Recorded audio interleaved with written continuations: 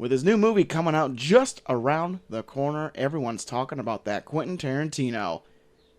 So, of course, that means we got to talk about that Quentin Tarantino. We got to talk about that free on Netflix Quentin Tarantino, because that's what we love to do. So we're going to be talking about, which is, lucky for us, probably one of his greatest movies. Some people say is one of the best Tarantino films out there. We're talking about Vincent Vega. We're talking about Jules Winfield. We're talking about Pulp Fiction. We're talking about it on a very Ezekiel 29:17 edition of the review. I picked a weird reference for that, but I don't care. We're playing the music. Oh, it's loud.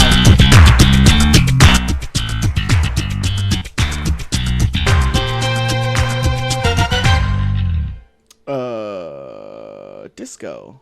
Bad motherfucker. Hey, welcome to the review, a show where two small-town dudes give your big, dumb opinions. I'm Short of the Max, Extreme. I'm actually smart and put heroin in balloons instead of baggies. Vincent. Almost killing Mia Wallace like that. Scoundrel. Jesus, you never know. You never know who's just going to dig into a baggie. That's why you're always like, hold on. Give me my heroin when you got balloons, all right? That way they know it's heroin. Right. That's what I always do. That way you know it could have possibly been in a butt.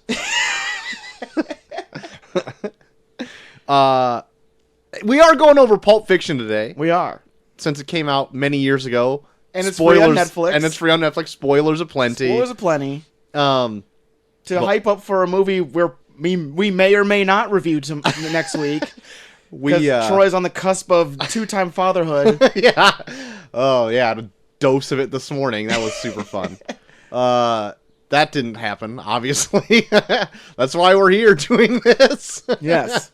Yes. But, yeah, at the top of the hour, we're getting to Pulp Fiction to whet the Tarantino palate. What that Tarantino palate.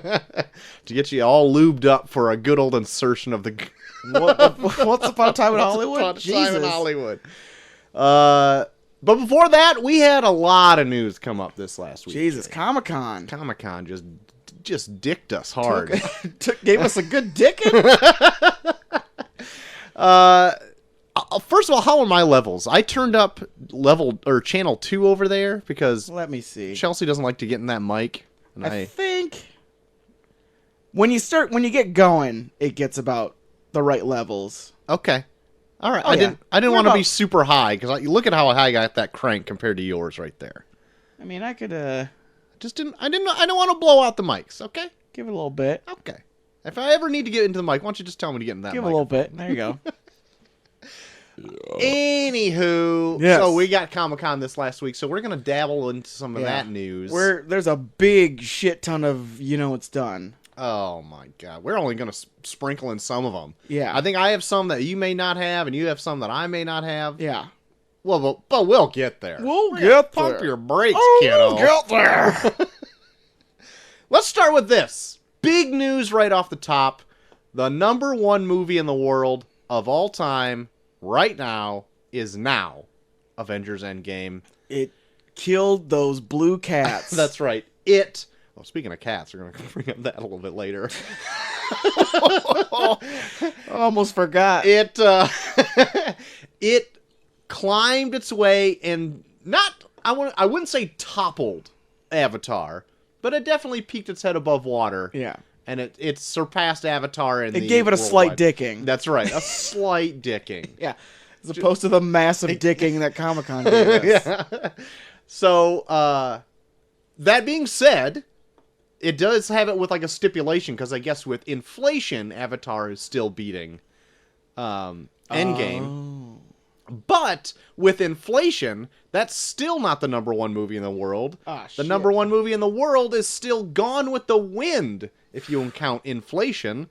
And that would be a hard one to topple, because that came out in like 1900.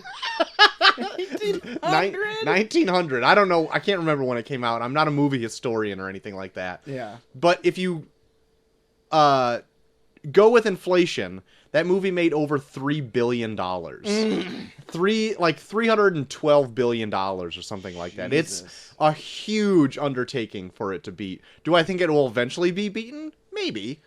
Who knows? When we get to the point where we're mandatorily held at gunpoint to go to movies, maybe. Yeah, right. When Disney finally gets it's the first ever mandatory movie. We're going to redo Gone with the Wind, but it's going to be animated this time. You have to see it 3 times or we'll melt your eyes. You know what's even crazier? Gone with the Wind is even longer than Avengers Endgame. Oh, yeah. Gone with the Wind is enormous. It's put near 3.5 hours long. My mom always talks about, like, you need to see Gone with the Wind. So does my mom. Or I'm like, it sounds racist as hell. I mean, it's a product of the times. It was only that's true. After the Civil War it was made. I mean, call it old-fashioned, but... I'm going to look up when it was actually made. Gone with the Wind. Oh, 1939 it was made. No, it's not even that good because we're not even going to cover it in our AFI August. Oh, which that's a little bit of spoiler. We'll talk about. I I think we'll talk about that at the end of the show. Okay. We're doing AFI August for all you people out there because Yes. Troy needs an excuse to stay home. Turns out I do. Turns out he's going to have a child and he needs to stay home and not go to the theater. Yes. I'm trying to find with inflation how much Gone with the Wind made because it's a insane amount, but I guess I won't figure it out because I opened some weird wiki article and now it's just not there. Fun. Oh, 3.44 billion. Oh, Damn. Jesus. 3.44 billion.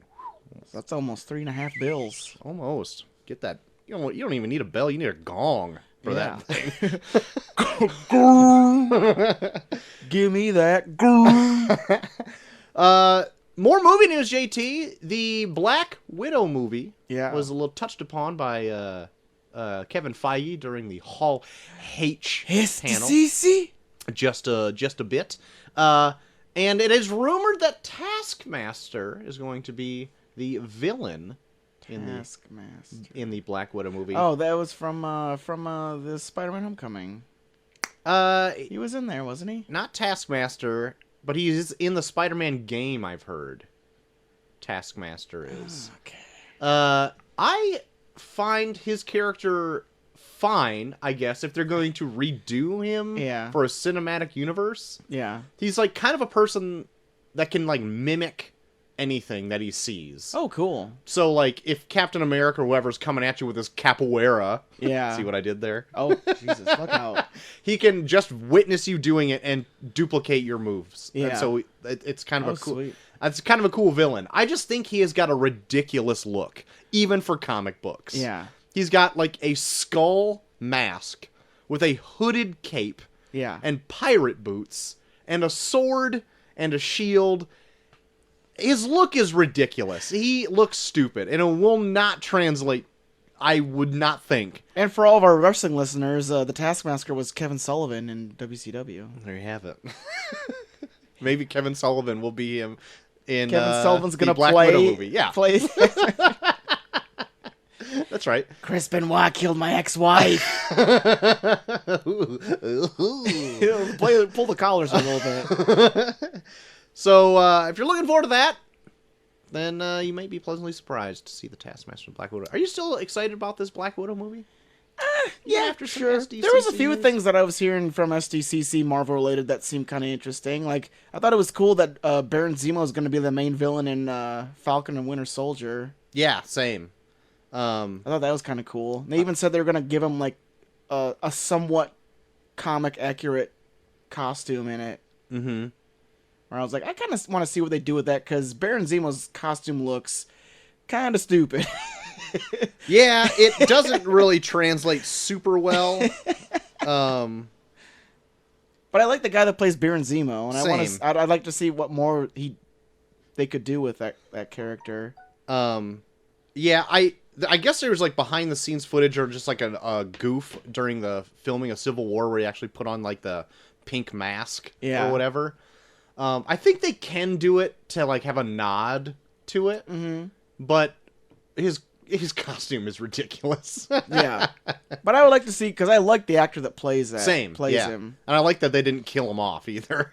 Yeah. So that was good. I think, yeah, and especially because he's so entrenched in, like, the Captain America, especially with, like, Civil War. Like, I think it's cool that Falcon and Winter Soldier, that's, like, their first main official villain. Yeah. Well, since we're in it right now, why don't we just get into some Phase 4 stuff? So let's get into it.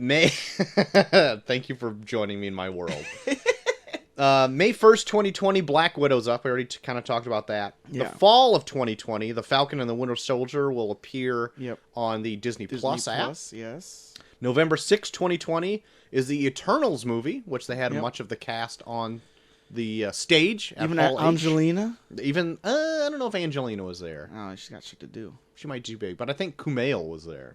So he's Kumail's in it? Oh, Kumail's in it, yeah. Well, Jesus. look out, y'all. Thought he was too busy trying to build that Stuber universe. Stuber's that over. Stuberverse. I think Stuber fell on its face. February. It's a Disney movie now. Oh, that is true. Disney, get your money behind it, would you? Put him in the Marvel universe. Oh yeah, that's right. Maybe Eternals is a Stuber Marvel Cinematic Universe crossover. Yeah.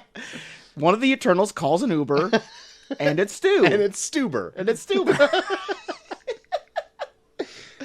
February 12th, 2021, Shang-Chi and the Legend of the Ten Rings is going to be coming out to theaters. Okay. Which they're pulling back in the Mandarin with the Ten Rings stuff, and they're actually going to be a real Mandarin this time. A real Mandarin. Not a Killian Anderson or whatever his name is. Yeah. Killian Jacobs. No, that's not it either. No, it's Adrian Killian. I don't know. They're not going to have Guy Pearce in it. yeah, it's not Killian Dane because that's a fucking wrestler. I can't remember what his name is. Anyway, it's not going to be him, or it's not going to be Ben Kingsley either. Aww. So I'm not going to have Trevor in Not there. Trevor. Well, maybe you'll have Trevor. Maybe. Don't discount They it. did that. They did that. All Hail the King short yeah. where he's out of jail, I guess. So who knows? I'm actually more excited about that one. When they first announced, I'm like, Shang-Chi and the Master of Kung Fu. Yeah, it sounds like a Mortal Kombat character.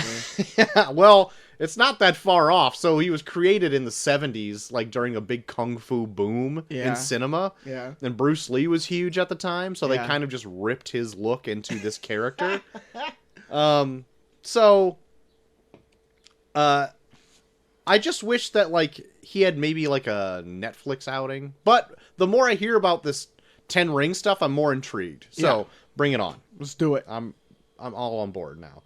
Spring of 2021, WandaVision comes out. Yep. Disney Plus series. Yep. Which the more I hear about that, the more I don't want to crap on it Yeah. anymore. Is it they still going with that whole thing where it's like Scarlet Witch going into insanity or something? Kind of. I think they touched on a little bit more because her powers are like reality warping based. Oh yeah. That like maybe she's like getting into like a bit of a insanity, I guess.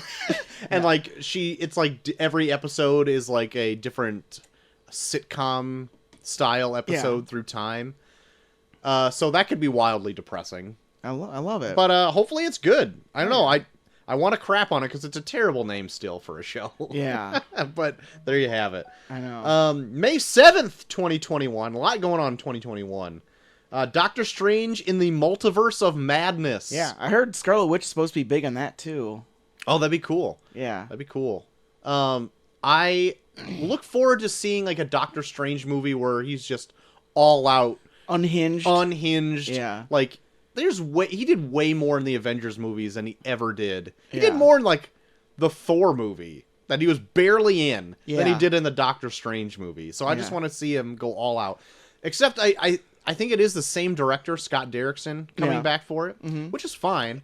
I'm just looking for some crazy shit. Like, there's some stuff he's done in the comics Yeah. that I just want to see him go all out. And like, there's recent comic runs too where I don't know if they're gonna do it or not, but like, magic just dies in the universe, and the only thing that has magic are like trinkets and weapons and stuff. So you have to like find those in order to wield magic. Otherwise, because like magic is just up and died. It's like, damn. So there's like, that's a whole run. There's like a run where he sells his soul to the devil in order to get huge mystical powers. and like an alternate Earth was gonna crash into Earth. And so he summoned, like, a big Cthulhu monster to bring tentacles out of the Earth and just crush the other Earth. Oh, no! But at the count of his soul or whatever. Yeah. It's like, he does some wicked awesome shit. All right. But, like, in his own movie, he just did sling ring shit. Yeah. But, And like, this- with his multiverse thing, I wonder if they're just going to go all, like, hey, let's do cameos with all the old Avengers. Yeah, that'd be fun. Or even, like, different versions of them. Yeah. Like a Marvel Zombies universe or something like that. Oh, Jesus. Can you Yeah. imagine? Oh, my God. I'm getting hard over here. Yeah. Spring of 2021, low-key, the Disney Plus series comes out. So you get to see him after the events of Endgame with his cosmic cube, the Tesseract, going bouncing around different space stone. And then you get to see in the summer of 21 the What If animated series on Disney Plus. It's animated. Okay. Yeah. At least I believe it is. Yeah.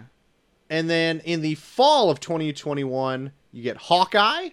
Yeah. I think that's also a Disney Plus series. Yeah. And then in November 5th, 2021, Thor 4, Love and Thunder. Yeah. Taika Waititi back. Natalie Portman back. Might be playing that female Thor, y'all. Big surprise to me when they announced that she was going to be back and she accepted. Well, gotta love the power of money. Yeah. Well, I want to say too that that she wasn't really into just being the love interest, which she kind of was sequestered to in the second movie. Yeah. And so I want to say she said she'd be back if she became like the Thor, because at that time there was the Jane Foster Thor run going on. Yep. And I was like, oh, well, I'll see if that ever happens. And Taika Waititi's like, let's do it. Let's do it, man. Hey, man, let's do it. And so they're doing it. I thought it was funny. There's a few pictures of her online where she got handed the hammer, and you can see, like, almost confusion on her face, like, oh my God, what did I get myself into? Yeah. But it's just like one little freeze frame cut out of like her. It's like all the nerds are ready to be like, you're a woman, though. Yeah. But yeah, that's what's all coming up in a Phase 4 slate. I did see like a funny meme where it was like,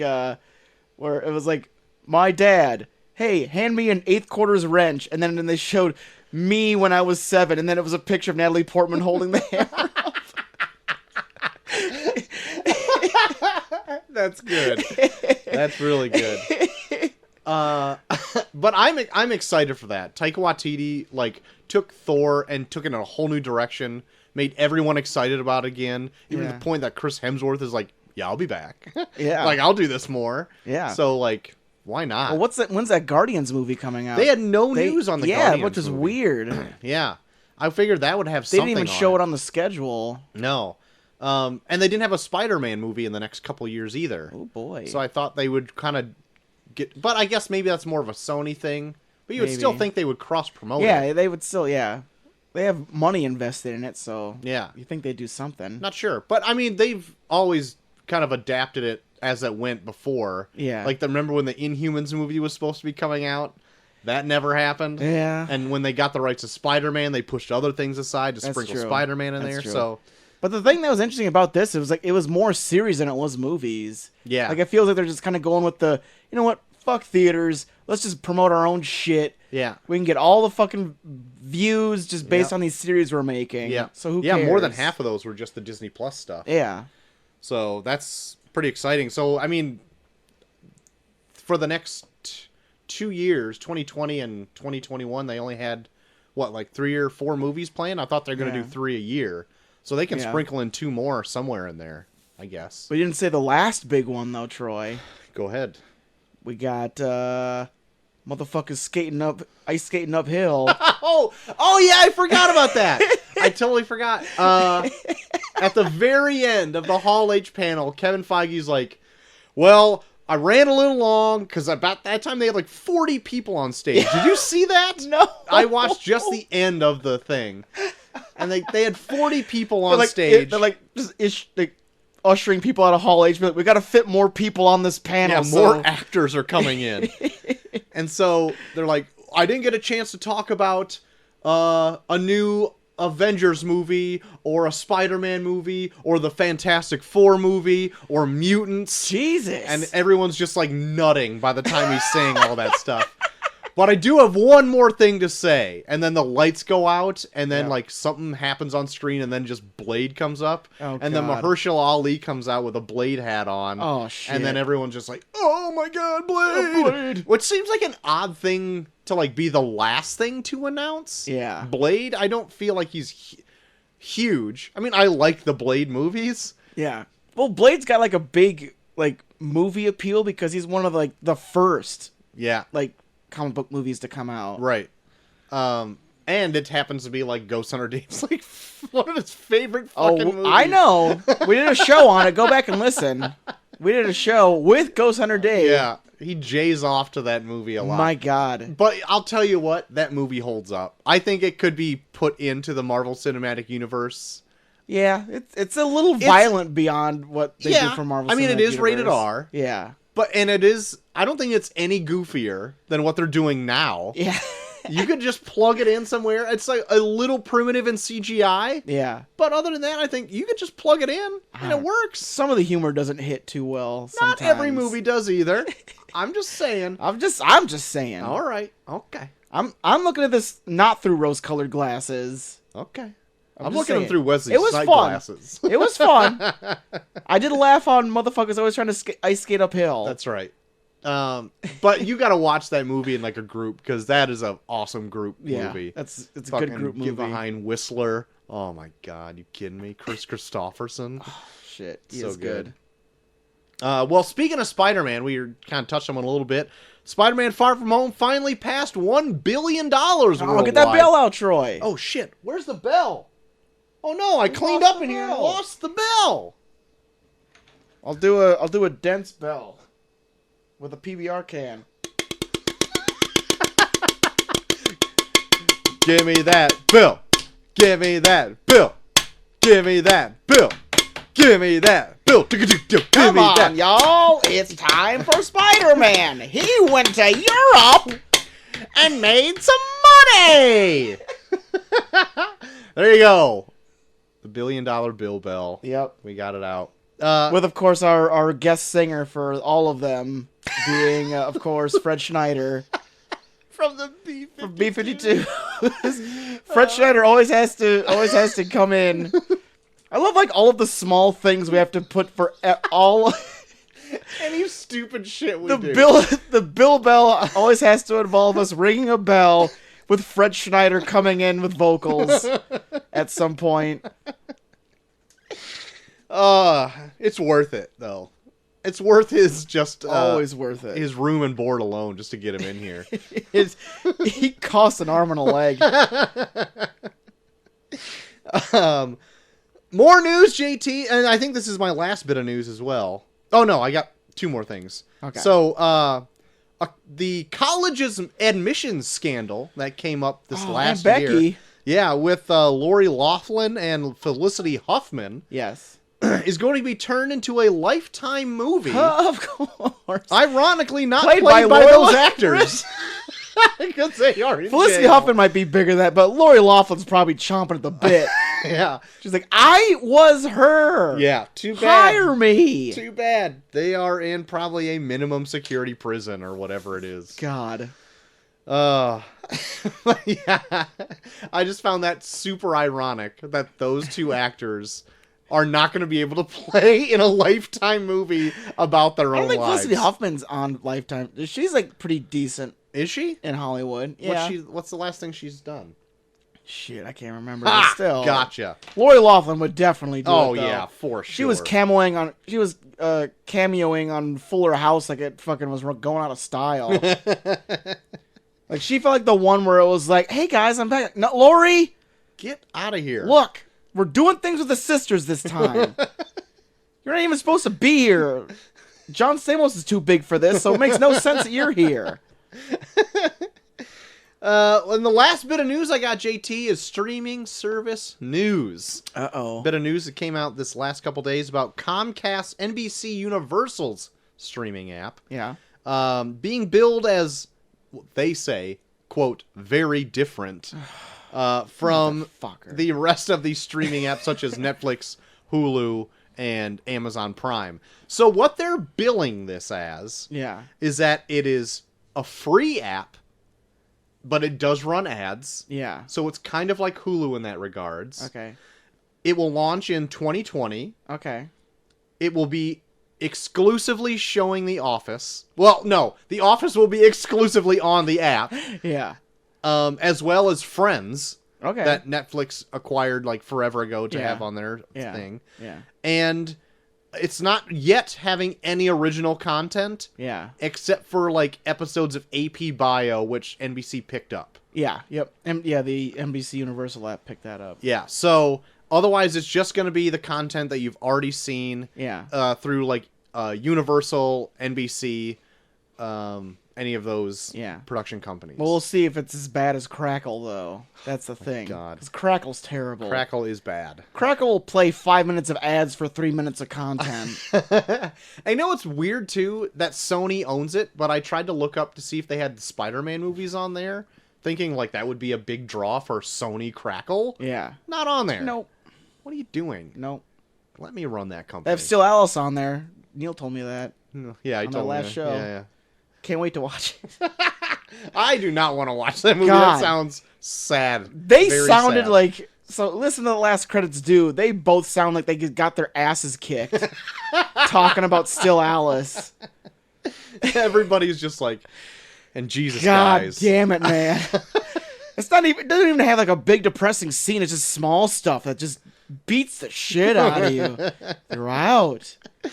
But going on more into that app, it seemed to like, and maybe it was edited after it was written. Yeah. But I went on to read that it may only be free for TV subscribers. Ugh.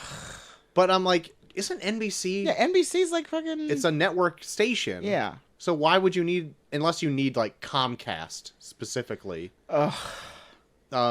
But otherwise it may be like it might end up just being like a Hulu thing then. I can see Comcast doing that because Comcast is one of like the last big cable subscribers. Mm-hmm. So I can see them being like, you need cable to get it. Yeah. Where so many of those fucking companies are just like hanging by a thread onto this horse shit where it's like, you gotta pay that $70 a month for our cable still. Yeah. We're like, no, we don't.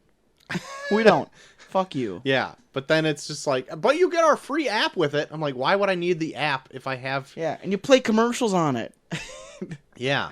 That doesn't make any sense to me on why you can get the app for free if you already subscribe to, if you already have like cable. It's no perk because you can fucking TiVo it or whatever. No shit. Like, what? Yeah. I don't get it. I guess like it's if they have available it for free on demand, but... Yeah. If they have it for free, that'd be kind of cool. But it's like, outside of that, it's just... No. Yeah. Especially since when that comes out, it'll also have that HBO Max. Yeah. And then it'll also have the Disney Plus out as well. Yeah. As well as the other ones that are already out and already... Yeah. Like Disney Plus and the HBO Max will probably be the two I'd be looking to adding on. Outside of that, everything else can go fuck itself. Yeah, I might reassess here once Disney Plus comes out later and see like what we actually need. Yeah. And see if they have like maybe a bundle with like a Hulu package or something. Yeah. I wonder if like Disney would do it, because if they're doing the whole thing where like Hulu's going to be owned by Disney, if they'll just do like a package. Mm-hmm. Because right now I have my Spotify and Hulu bundled. Yeah. And I don't know why. I don't know if like some parent company owns both of them. I don't know, but I remember that was like a big thing for a while. Mm-hmm. So that'd be great if I could get all three of them bundled up, especially if Disney Plus is going to be as cheap as it is. Yeah. And I don't pay for the premium Hulu. Yeah. Because I barely use it. So that'd be like almost one that I'd want to like drop. Yeah.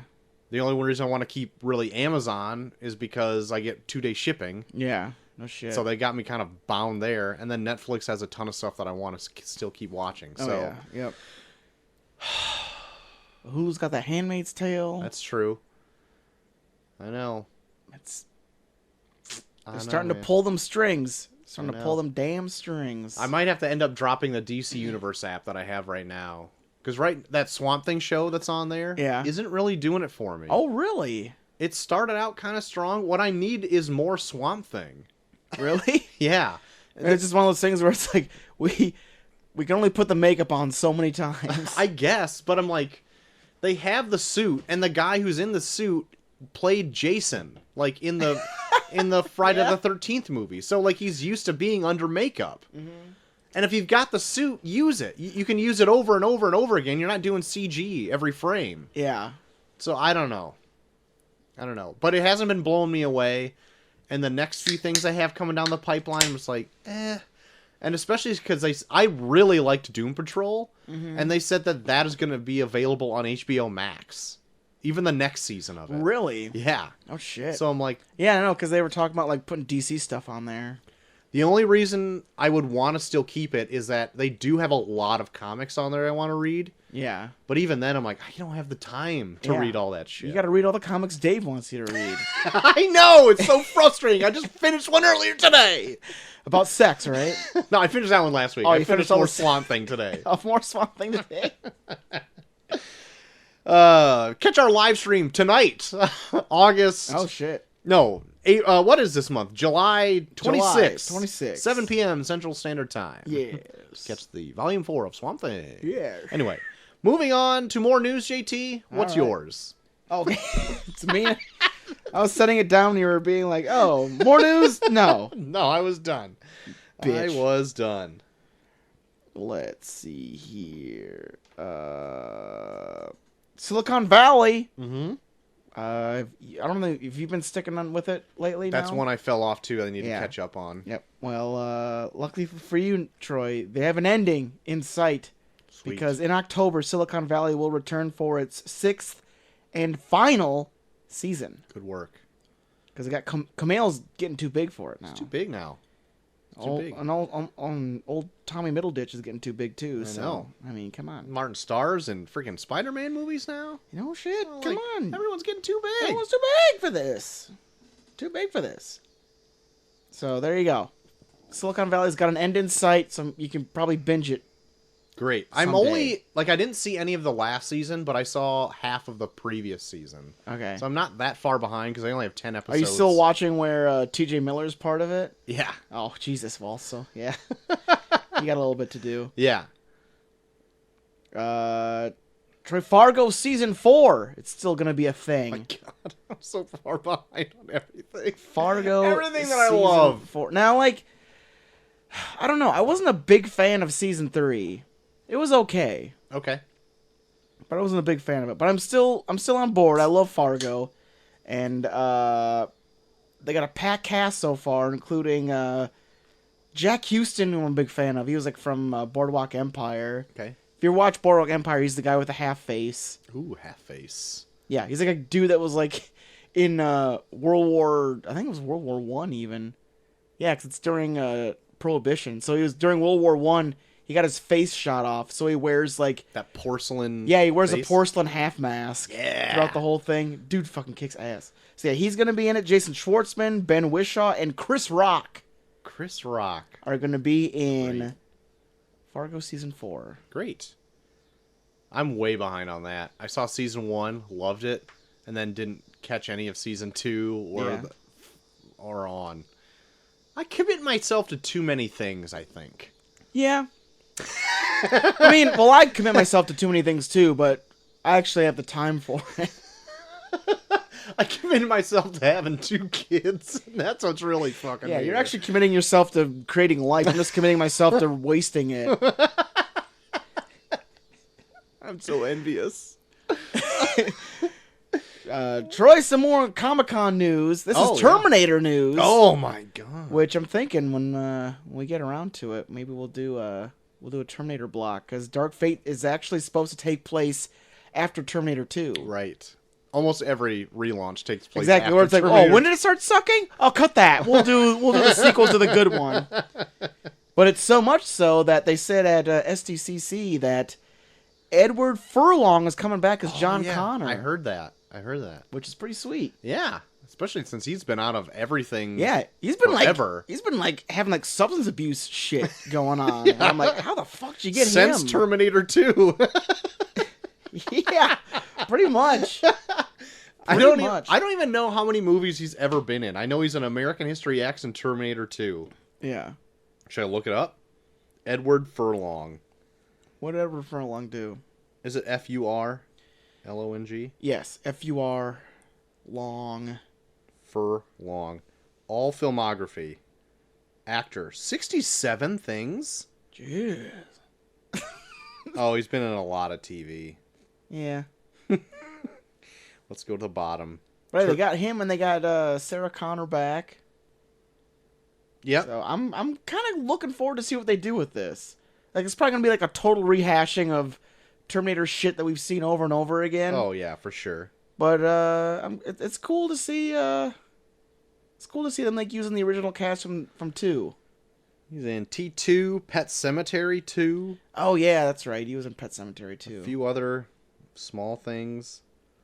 T2 3D. That doesn't count.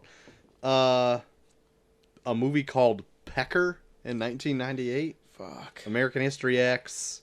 Oh yeah, that's right. He was the Detroit Rock City. Yeah, he was the brother in American History X. Venice Underground. That looks like a straight to DVD movie. The Crow Wicked Prayer. Oof.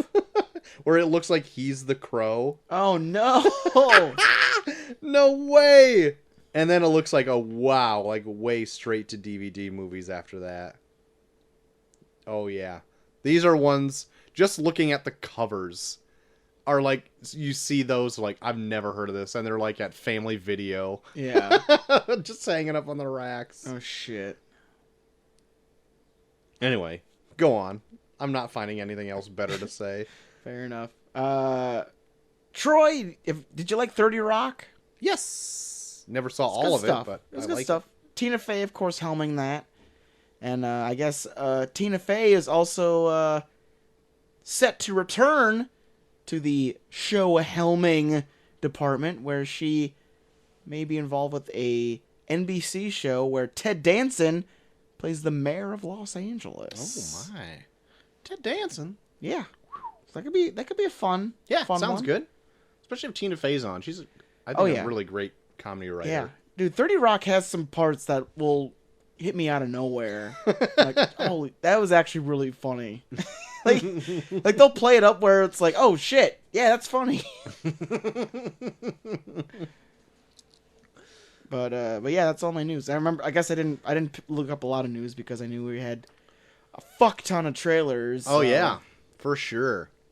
Yeah, that's all my major news elements. Okay. Well, we do have a bit. Oh shit. Yeah. Well, let me get it going. Good. I think I may have heard of someone that died, but I didn't look too much into it because I was on vacay. Yeah. But yeah, we're gonna get that. Where the fuck did I delete? Don't you be deleting Neil's all that bits? stuff. Oh shit! I think I deleted Neil's bits. Uh-oh. Neil. What the fuck? Your opportunity to do new theme. There you go. It's the perfect opportunity to do new theme. I thought I had it. What the fuck? Okay, well. People die and it's the pits. Please stay tuned to Neil's bits. 10 more seconds of shit. Rutger Hauer. Yeah! Died I at saw 75. That. Holy shit. Like, happened out of nowhere, it seemed. Like, I didn't hear he had any health problems or anything like that. Yeah. But yeah, there's a lot of the gif of him from Blade Runner in the rain on Twitter. Fuck yeah. The last couple of days. And he fucking kicked ass in Blade Runner. Yeah, I think he was my favorite part of Blade Runner. Go back and listen to that and sift through all of Paul putting over his phone. Listen to that review. Paul, you suck. You killed any momentum we had on a classic movie review, you dumbass. We did a twofer on that one, too, so we went super long. God. With fucking Paul down in hams talking about his phone. Piece of shit, Paul. Anyway, yeah, but Blade Runner, what a great movie. My favorite part of Blade Runner is Rutger Hauer. Oh, yeah. For sure. So good. That and he's in a ton of other stuff. Hobo with a Shotgun. That's right. I don't know why that movie's disturbing as shit. That movie really, don't like. They napalm a bus full of kids in that movie. It's bad. Like, it's hard for me to watch. Like, I'll never watch it again. But yeah, he's in it, so check that out. So yeah, you will be missed for your huge contributions to the cinema world. Yes, and to the world at large. Yes. So thank you very much, yes. Rutger Hauer. R.I.P. Rutger Hauer. What do we got for the? Oh wait, no, we got. Hold on, it's done. It's done. Yeah. First of all, it's done. It's done. Well, I don't. Do you want to do the turn around movies to get out of the way? Because there's going to be a huge shit ton of. Sure. All right. Why not? You got to load it up. I got to load it up. You got to load it up. Let's do it. Yeah, look, we'll do this right now because we got a lot to get through for it's done. So yeah. So we had Smoking Aces versus Beast of No Nation. Mm-hmm. Troy, you were sitting pretty heavy on Smoking Aces. I was. 'Cause you didn't want to watch kids killing each other. Right. In Africa. Right. I didn't see what won though. The people heard you. Smoking Aces. Thank God. Moving on. Because when I voted, I was not in the majority. Pretty decent amount of votes for it. It's like 14. Good deal. I think Smoking Aces got like 70% of the votes. Yes. When I voted, I was like one of the early ones, and I was like one of the 4 votes that were in, and 3 of them were for Beast of No Nation. I'm like, holy shit! No, I don't want to have this continue. No, I'm pretty sure I voted for Smoking Aces because I was like, when I put it up, I was like, me going. Yeah, maybe Beast of No Nation, and then I'm like, Smoking Aces. Smoking Aces would be funner. Yeah, for sure. But so there you go. Moving on. Smoking Aces might see Ryan Reynolds. Perfect. Ben Affleck. Perfect. Alicia Keys, I think, is in it too. Ooh. Jerry Butler in that? Common's in it. But our next films, we got one from 2000. Okay. Which is a Christmas film. Okay. Based on another classic Christmas short. Okay. And we have one from 1995 that's based on a classic video game. Okay. The one from 2000, the tagline, inside a snowflake, like the one on your sleeve, there happened a story you must see to believe. It's The Grinch? It is How the Grinch Stole Christmas. By the Ron Howard. Ron Howard. By the Ron Howard. Jim Carrey. Yeah, very good. Okay. You know what's really funny? That my brother, his daughter is like obsessed with this movie. Really? He says, I've seen the fucking Jim Carrey Grinch movie so much that I hate it.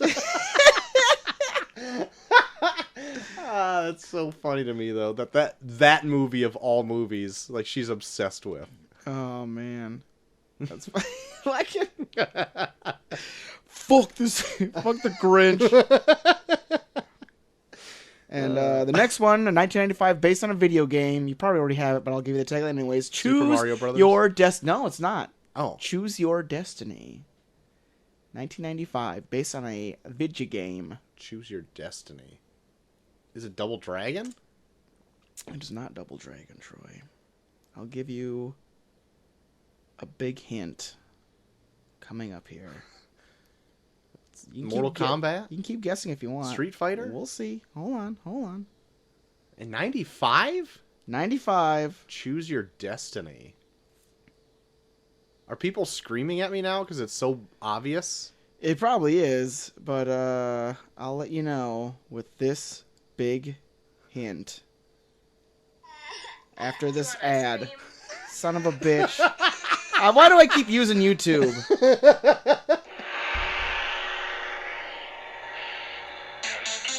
I said Mortal Kombat. You did. You said no. No, I didn't say no. I just wanted to pull it up. Okay. Very good. That's right. This is Mortal Kombat. Is it Mortal Kombat or Mortal Kombat Annihilation? It's Mortal Kombat. Okay. So there you go. Fight. Perfect. Oh, I would love to review Mortal Kombat. Yeah. I haven't seen that in so long. I haven't either. So there you go. How the Grinch Stole Christmas versus Mortal. Everyone vote for Mortal Kombat. Okay. Well, they're gonna jinx yourself, Trix. You say that. I know. I was hesitant on even saying it, but I feel like this one people will turn out in groves. Yeah. This could go and say we already have Smoking Aces in it. Then we add Mortal Kombat. This is gonna be a crazy, fun, crazy one. Yeah. There you go. Great. Maybe Eric was right. Eric talked it up. I don't want to say you're right, but you may have been right.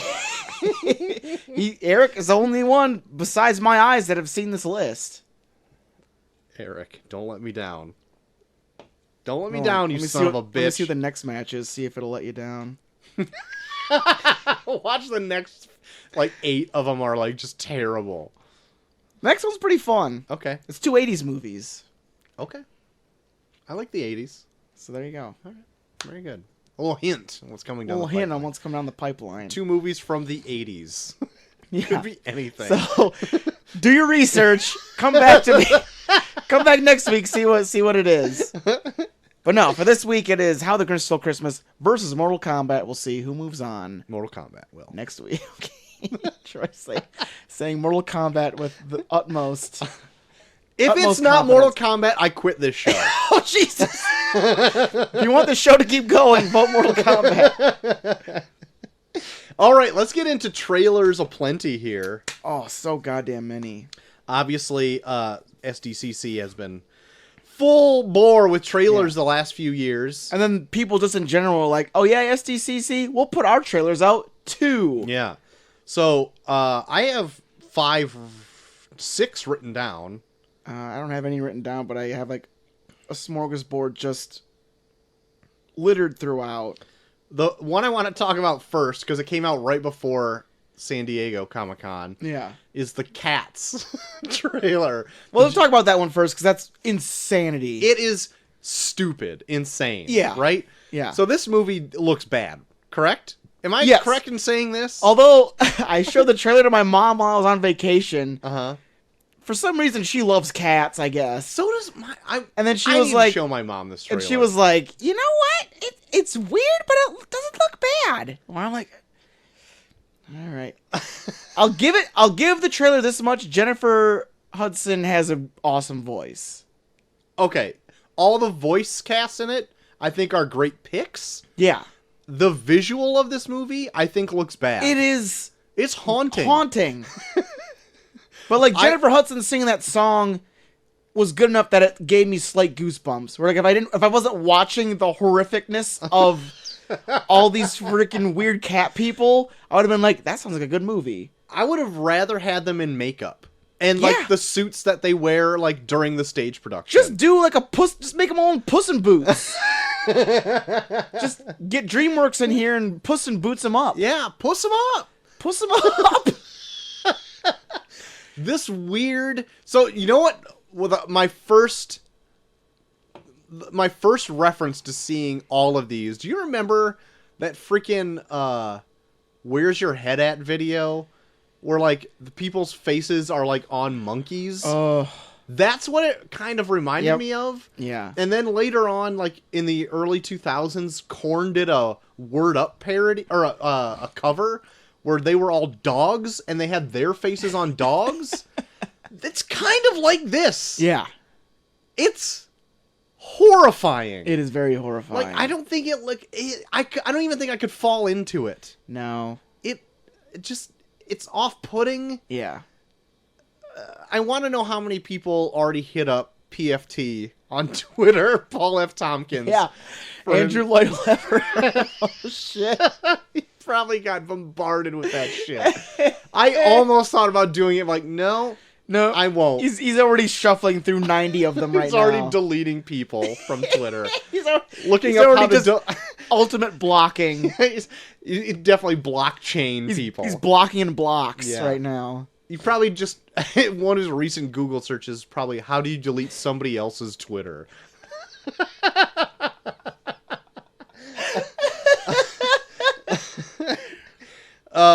So Cats. I don't know. I've never seen it. How do you report someone for excessive sharing? I've never seen Cats.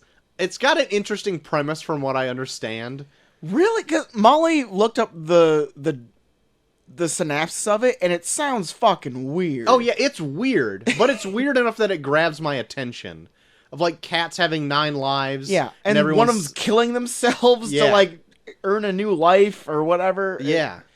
It's so, it's weird. You have me hooked on the premise. Yeah. I'm like, okay.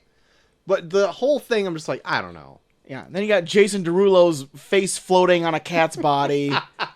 Freaking James Corden, Bustopher Jones. These cats' names are ridiculous. Can we go over some of these cats' names? Because they're ridiculous. You got poor ass, what's her name, who's just doing the same shit she does when she's a normal human, just falling over. We have Idris Elba as McCafferty. The lead Just as a pimp. Yeah, the lead is Francesca Hayward. Yeah. I think she actually played she was like a stage. Oh, yeah. The famous stage version. She has a normal name, Victoria. Taylor Swift plays Bomblerina. Laurie Davidson, Mr. Mistopheles. Who's playing Rum Tum Tugger? That's the only one I know. Rum Tum Tugger is Jason Derulo. Damn it! Jason Derulo is fucking Rum Tum Tugger. Rebel Wilson is Jenny Anydots. Judi Dench is Old Deuteronomy. Oh my god. ZZ Stralin, Tantamil. Ian McKellen, Gus the Theater Cat. Jennifer Hudson is Grisabella. James Corden, obviously Bustopher Jones. God. Jason Derulo, Rum Tum Tugger. Ray Winstone is Growl Tiger. Wow. Robbie Fairchild Ray Winstone? Yep. He's like an old fucking British actor. Yeah, I know. Monku Strap? I don't know. God, Ray Winstone was like in The Departed. Naomi Morgan? I don't know. She plays Rumpelteazer. Jesus. Melissa Madden Gray plays Griddlebone. Stop, I'm gonna puke. I'm gonna fucking puke with these fucking shit names. Abigail Honeywell plays a cat named Cockroach. Abigail Honeywell sounds like a cat's name. And Misha Garbett plays Mouse Sister. I don't know. Mouse Sister. I don't know. Some of these people I'm just pulling out because I wanted to say the names. But anyway, cats. We spent a long time on cats. We got so many more trailers. That's like one of like 19 we have to talk about. Another one I watched was the trailer for Won't You Be My Neighbor, starring Tom Hanks. Yeah. This looks like a movie that I will love and cry. Yeah. Love and cry. Like, have you heard anything about it yet? I haven't heard anything about it, but I don't know. I'm not getting into it just because it's like I grew up with Mr. Rogers, and it doesn't feel Mr. Rogers authentic to me just yet. Maybe I might fall into it when I'm watching the movie. But the whole time I was watching the trailer, I'm like, you're not Mr. Rogers. You're Tom Hanks. Well, see, I first saw clips of this trailer on, when I was scrolling through Facebook or something like that. And I was actually tricked that I thought it was Mr. Rogers for a second at first glance. Yeah. And it was Tom Hanks doing the old putting the house shoes on. Yeah. And I'm like, that's Tom Hanks. And granted, like, it's not like a full-on documentary or anything like that, but they're having like a family aspect of this that I think is going to be like, I think really going to hit home. Yeah. And I'm probably just going to bawl through the whole movie. Man, dude, go back and watch that. I think the documentary is still on HBO. Watch the documentary. I've been meaning to. Because it is so good. There's like parts of like Mr. Rogers that you don't see like on screen, where I'm wondering how they're going to handle that in this movie, because there's like a part where like one of the stagehands for the show, he's just like this like fat Italian guy or whatever. He's like, yeah, so one year we tried to play a trick on him where I took a picture of my bare ass and like put it somewhere where he would see it. And then like we just put it there, and then he never talked about it. Like, it's like, well, I know we saw it. Like, why the fuck did he never say anything? And then one year for Christmas, he gives him a card, and in the card is the picture of his bare ass. So So it's like shit like that where I'm like, God, Mr. Rogers sounds like a badass guy. I think that's such a power move to see it and not say anything for months. Yeah, like he legit went like half a year, didn't say anything. They're just like, did he see it? Like, did it fall? That no one knew. Never said a thing about it. And then it gets into a Christmas card one year. There's this picture of his bare ass. You know, when I finally get to seeing that documentary, that's going to be the only thing I want to see now. It's just that, right? But then even in that, there's like a whole scene that they play in the documentary where like he's like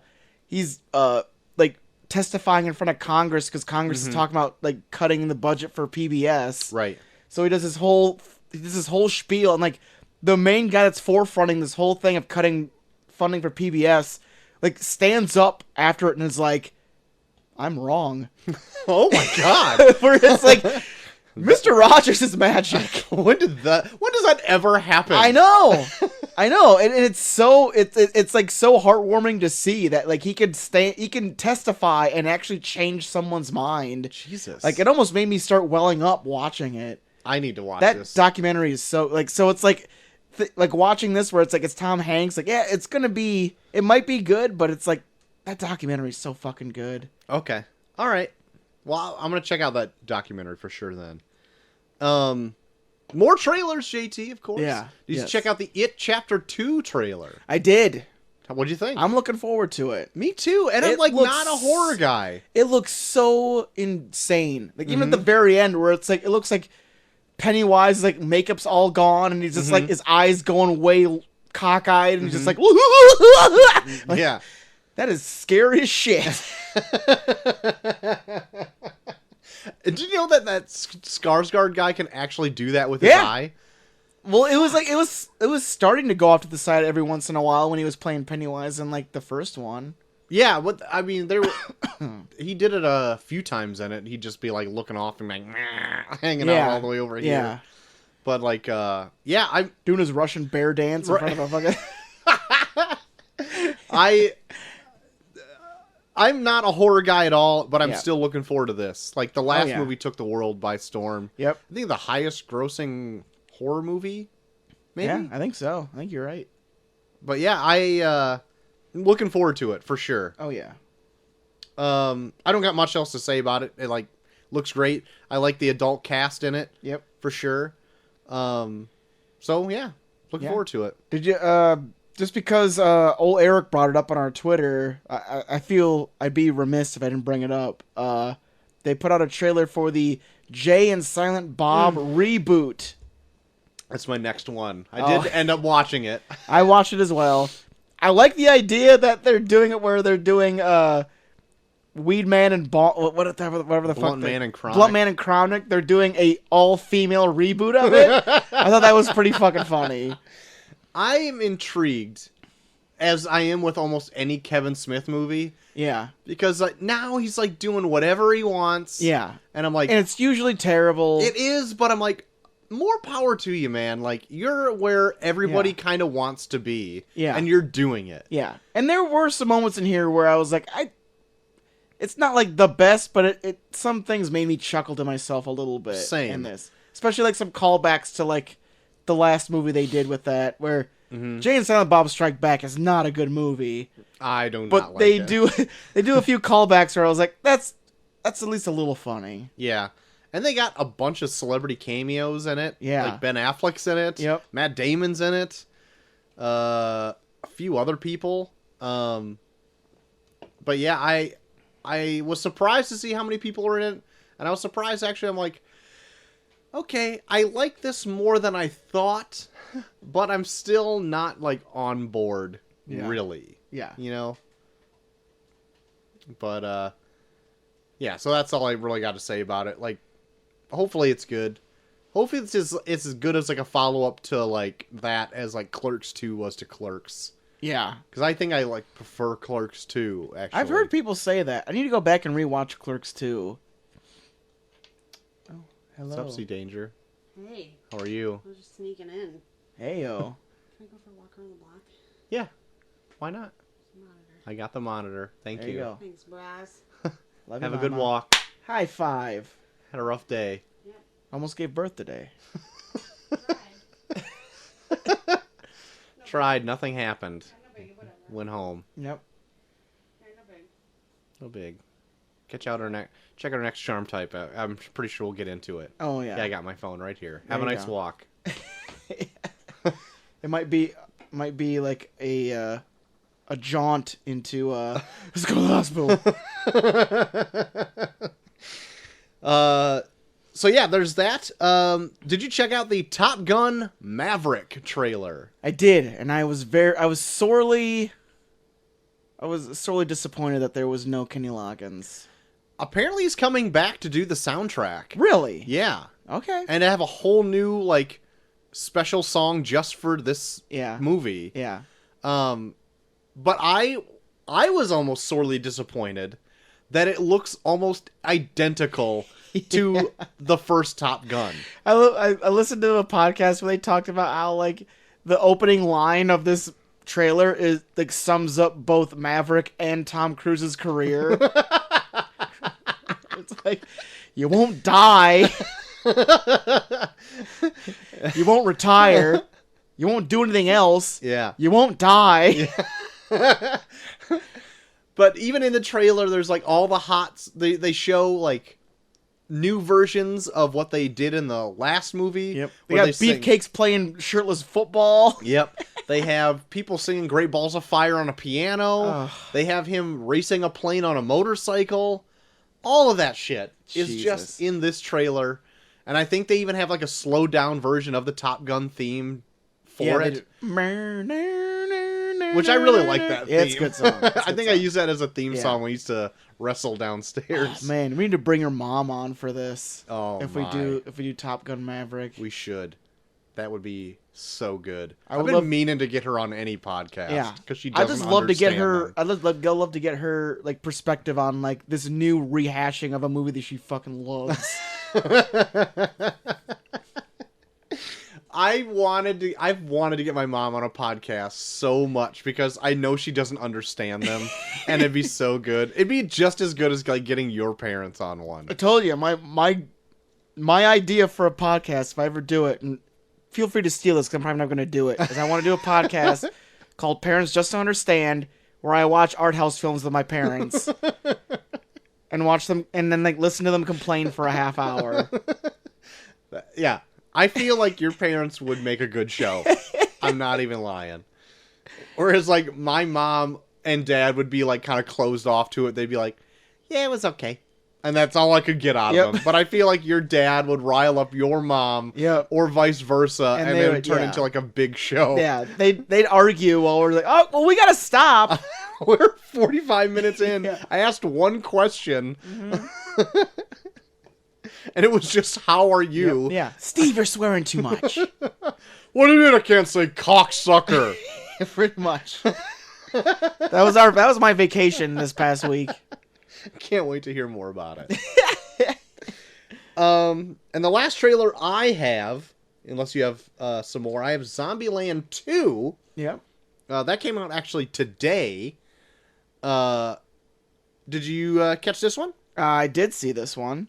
And it looks pretty good. I think it looks fun. I thought it was funny as hell that they really hung a lampshade at the beginning of this trailer of where all the actors are like either nominees for an Academy Award or like a Golden Globe or something, and then it's just like a fucking mowing down zombies with machine guns and all that shit. Yeah. I thought that was funny as hell. They're just like fucking hanging out at the White House. I thought that was a pretty funny touch to put to this. And then it looks fun. Like, I always get Zombieland mixed up with Adventureland for whatever reason. I don't know why. So they're both so similar. I always remember Zombieland as being like droll and no fun, but it was fun. Yeah, the Bill Murray scene where like, I know, he dresses like a zombie. And I'm like, I don't know why I always get him confused. Have any regrets? Garfield.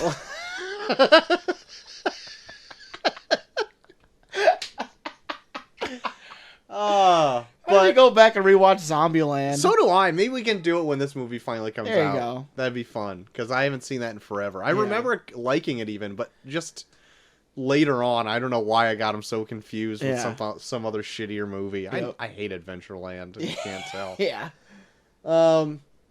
Anyway, yeah, Zombieland 2, Double Tap, I think it's called. Looks good. Adding a few more members to the cast. Tommy Middleditch in. Who shows up at the end as well? Luke Wilson shows up. A few more people. Looks good. Looks good. Oh yeah, they have that whole thing where they're like mirroring each other, where Luke Wilson is playing like another Tallahassee, and then they bring old Middleditch in to play the. Yeah. Goddamn. Another Jesse Eisenberg guest. Yeah, of course. It's so fucking funny. Well, I got 2 more trailers you didn't talk about, Troy. Okay. Both HBO based. Oh God. I got the trailer for season 3 of Westworld. Okay. Which I know you haven't been watching. I know you kind of fell out of it in the first season because it gets kind of convoluted. Not that it gets. I don't know. I fell off of it. Like I liked it. Yeah. But the first few episodes didn't really get me super hooked. Yeah. It's one of those you kind of have to stick with. And even in the second season, like, they definitely... It goes down a rabbit hole where it's like, okay, I feel like I need to watch the last 3 episodes to understand what happened in this one. Kind of shit. But I'm still pumped for it, and this one's going to deal more with, like, a couple of the androids escaped, so now they're dealing with them, like, living in... like the real world, like kind of on the run, kind of being like refugees, maybe even like trying to start like a uprising. And they have another one that's going further into the park where she finds a World War II world. Oh, looks like cool. Where I'm like, oh, that looks badass as shit. So yeah, I'm curious to check it out. And Aaron Paul is coming in for this season. I heard he was coming in for it. That'll be fun. So yeah, it looked good. I'm looking forward to it. Comes out in 2020. And this is the one that, out of all the trailers, this is the one that got me probably psyched the most. Okay. And that's HBO's Watchmen trailer. Oh, I did watch this as well. Got dropped. And I'm pumped. This looks fun as hell. I am still on the fence of what I think about this. So, like, maybe it's just because I've been saturated with a lot of Watchmen content in the last year or so, because Dave and I decided to do like a whole like Watchmen deep dive. Yeah. And I'm like, I'm kind of sick of it. But like, I do have a few. It looks visually interesting. It looks very similar to like the Snyder movie. Yeah. Visually. Yeah, it's got some feels from that. I like what I visually see of it. I'm just like, I think Watchmen, is fine alone. Yeah.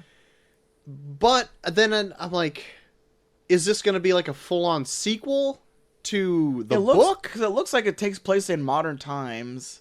And and it looks like, because they are playing with like the fact that Rorschach seems to be kind of like this vigilante hero. Yeah. Where they have like this gang of people in Rorschach masks. And it looks like they have, like, new versions of, like, the Watchmen, where it looks like Regina Hall's playing, like, a new Night Owl.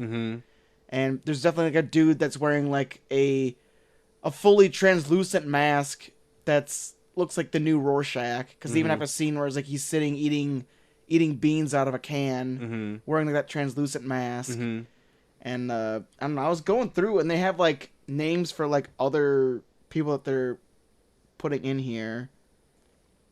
Like Tim Blake Nelson is playing Looking Glass. Okay. And Adrian Clemens is Pirate Jenny. Okay. Andrew Howard is Red Scare. But yeah, they even have Gene Smart as a FBI agent, Lori Blake, who was supposed to be Silk Spectre. Oh, okay. Okay. Yeah, she took the comedian's name, which is really cool. Okay. All right. So like they have like things that they draw back to, like the past and stuff. And Jeremy Irons supposed to play an older Ozymandias, of course. Yeah. I am looking forward to it just from what I've seen, and that like Lindelof is attached to it. Yeah. Like, But a lot of it gives me that feeling of like The Leftovers, which I really liked. yeah, and that's what So you said. it's giving me and that it's like, Leftovers feel where I'm like, yes, I kind of like where they're going with this right now. So maybe I'll check it out. If it ends up, I'll probably wait for like 3 episodes to drop. All right.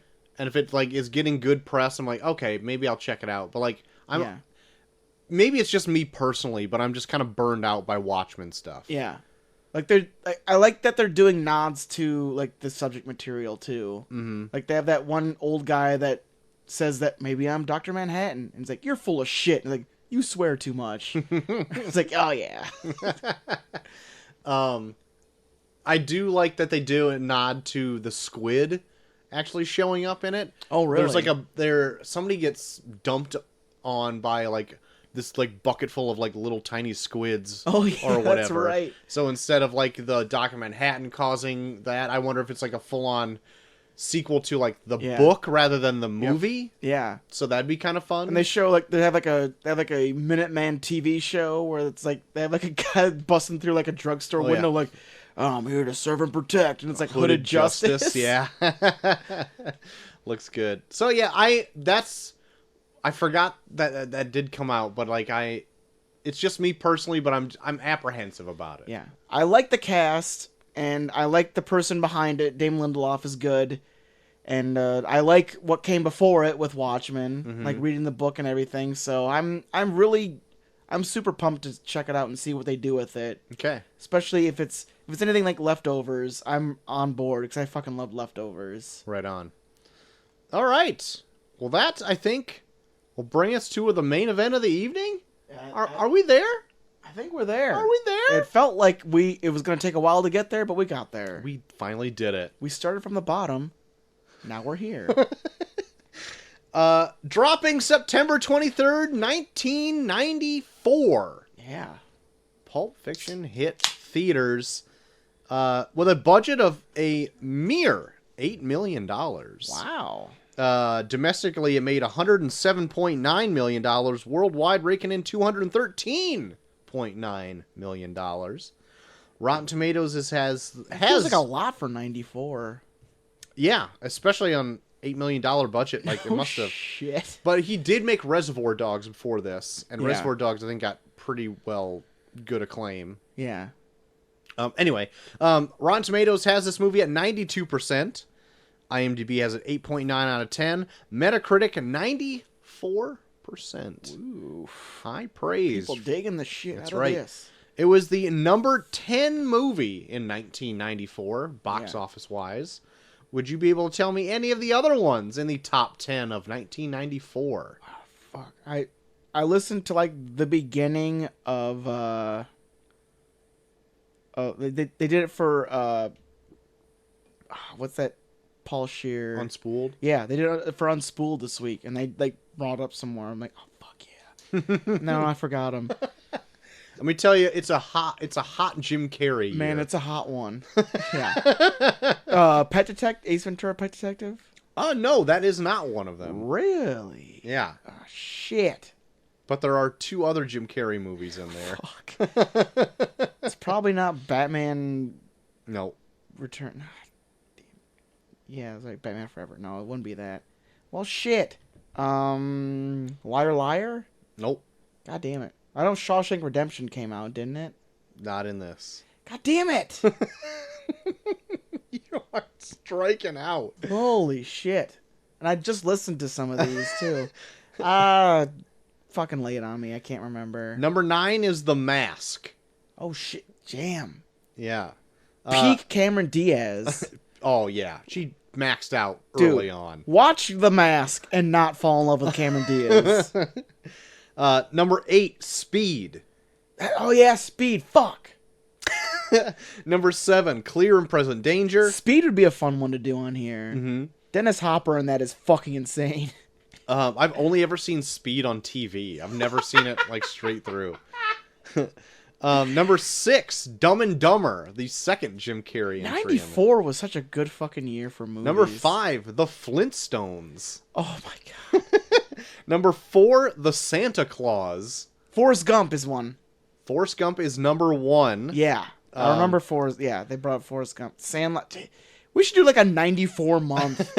Number 3 is True Lies, which we've already done. Of course. And number 2, The Lion King. That's right. With its live 94. Action. What the fuck? 94. 94 is killing Came it. out of nowhere. I know. Yeah. So JT. I mean, we can go in full spoilers on this. I do have fun facts about this movie that I've written down. I remember this is one of the first movies I became so obsessed with that I watched the trivia track for. Oh, really? On a DVD that I had. So I have some things I can bring up about it too. But yeah, what happened in Pulp Fiction? Pretty much fucking everything. Yeah. You're pretty much your main characters that you're kind of following are 2 hitmen that are going on a job, but then it kind of breaks down into 3 stories involving Vincent Vega taking out his boss's wife, a boxer who is trying to get back his father's precious gold watch after he fails to drop a fight, and the same 2 hitmen that you've been following throughout in a situation where one of them accidentally blows off the head of a guy, and now they must clean up after themselves. Yes. There you go, Pulp Fiction. And that's pretty much, it's 3 stories. They kind of all interconnect in some way, and they played out of order. Played out of order. That's super fun. Yeah. That's probably my favorite part of this. I know. This is one of those movies that I played when I was in college, where I would just play it in the background and then be like, if I was working on like a paper like all night, I'd just be like, oh, let me look up and watch this real quick because I like this part, and then I'll go back to it. This is the first time I've ever seen it straight through. Yeah. And by straight through, I mean watch it 10-minute bursts because I'm trying to watch it with my daughter in the house. Yeah. And she wants to do anything else. So, I've always seen it that when it's on TV, I'm like, oh, Pulp Fiction's on. I want to watch this because it's like a seminal movie. Yep. Probably should watch it. Yep. Always turn on during the Ving Rhames rape scene. Ving Rhames rape scene. And I'm just like, fuck! Every time! Like, without fail. I've probably tried this a dozen times, and it's always that scene. Yeah. The first time I tried watching this, it was like popping up on like HBO or Cinemax or something, and I was like, oh yeah, Pulp Fiction. Right on the fucking... I think it was like right when he runs over Ving Rhames. And I was like, this is Pulp Fiction? Yeah. And then he starts getting raped. I'm like, this is Pulp Fiction? For real! Like that. I'm like, where's Uma Thurman?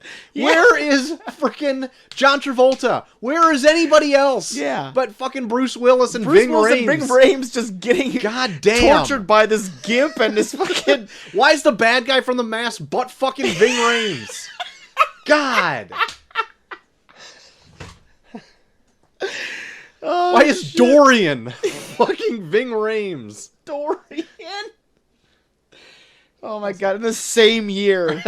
Number 9 and 10. Number 9 and 10. The highest grossing movies of 1994. Dorian, whatever his name is. So, this is the first time I've watched it completely all the way through. Gotcha. So does the rape scene make sense to you now? Still not really. It doesn't make any more sense. It just is in there.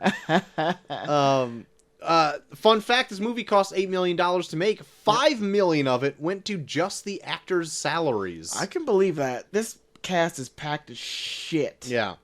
And then also another budget thing, that $150,000 of the budget of this movie just went to the set of...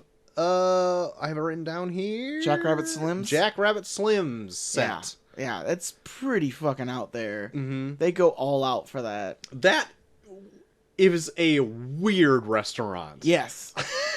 Like, yes. that is all over the place. I'd go there, though. I would go there, too. I want to eat my food out of a car. But the whole time, they circle the place right as you walk into the restaurant, Yeah. so you see the whole thing. They probably wanted to show it off because they spent so much money on it. Yep. But I'm just like, who had the fucking crazy idea to make this a restaurant? Yep. Like, where there's a dance floor in the middle of it, and they have competitions every night to who can win a trophy? Yeah. Like, what the fuck? And your waiters are like 40s and 50s stars? Like, what is happening? I do have an idea about that. I'll get into more. Okay. When we go more into like what I think the movie is about. Very good. But yeah, Jackrabbit Slims looks like the most crazy and fun place to eat. Yeah, for sure. For freaking sure. We're even down to the point where like inflation's so bad that a $5 milkshake sounds like a deal. Yeah, they probably have to price it that much just so they can afford to keep the lights on that place. They need to do a reboot of this where it's like a $10 milkshake. Which really is not that out of the question, I think. Like, Yeah. if you had a milkshake anywhere else, like, the only place... I never get a milkshake. That always just sounds so heavy. Yeah. To eat, like, at a burger joint. I know. Well, I feel like I have like this weird, like, small esophagus, so I always need something to drink.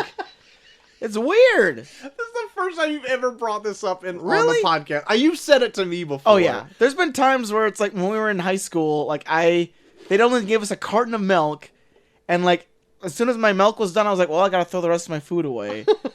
Because it's like, I can't, like, if I get to the point where it's like I can't fucking swallow anymore, then I'm like, well, I gotta throw my food away. Because you have a small esophagus? I don't know what it is. I should probably get it looked at or something. I think you're full of shit. Dude, it sucks. Maybe you're right. Maybe you have a small esophagus. Yeah. But if that's the case, then I think I have an engorged esophagus. Like, What, you can not just engorged. pile food in? Like, I don't know how, but, like, I don't think I chew my food enough, and, like, I have no problem just swallowing it all. Our discussion of Pulp Fiction has turned into our esophagus measuring contest. I think I have a girthy esophagus, if I could say so myself. Well, give me some of your esophageal girth so I don't have to fucking drink after 3 bites. Okay.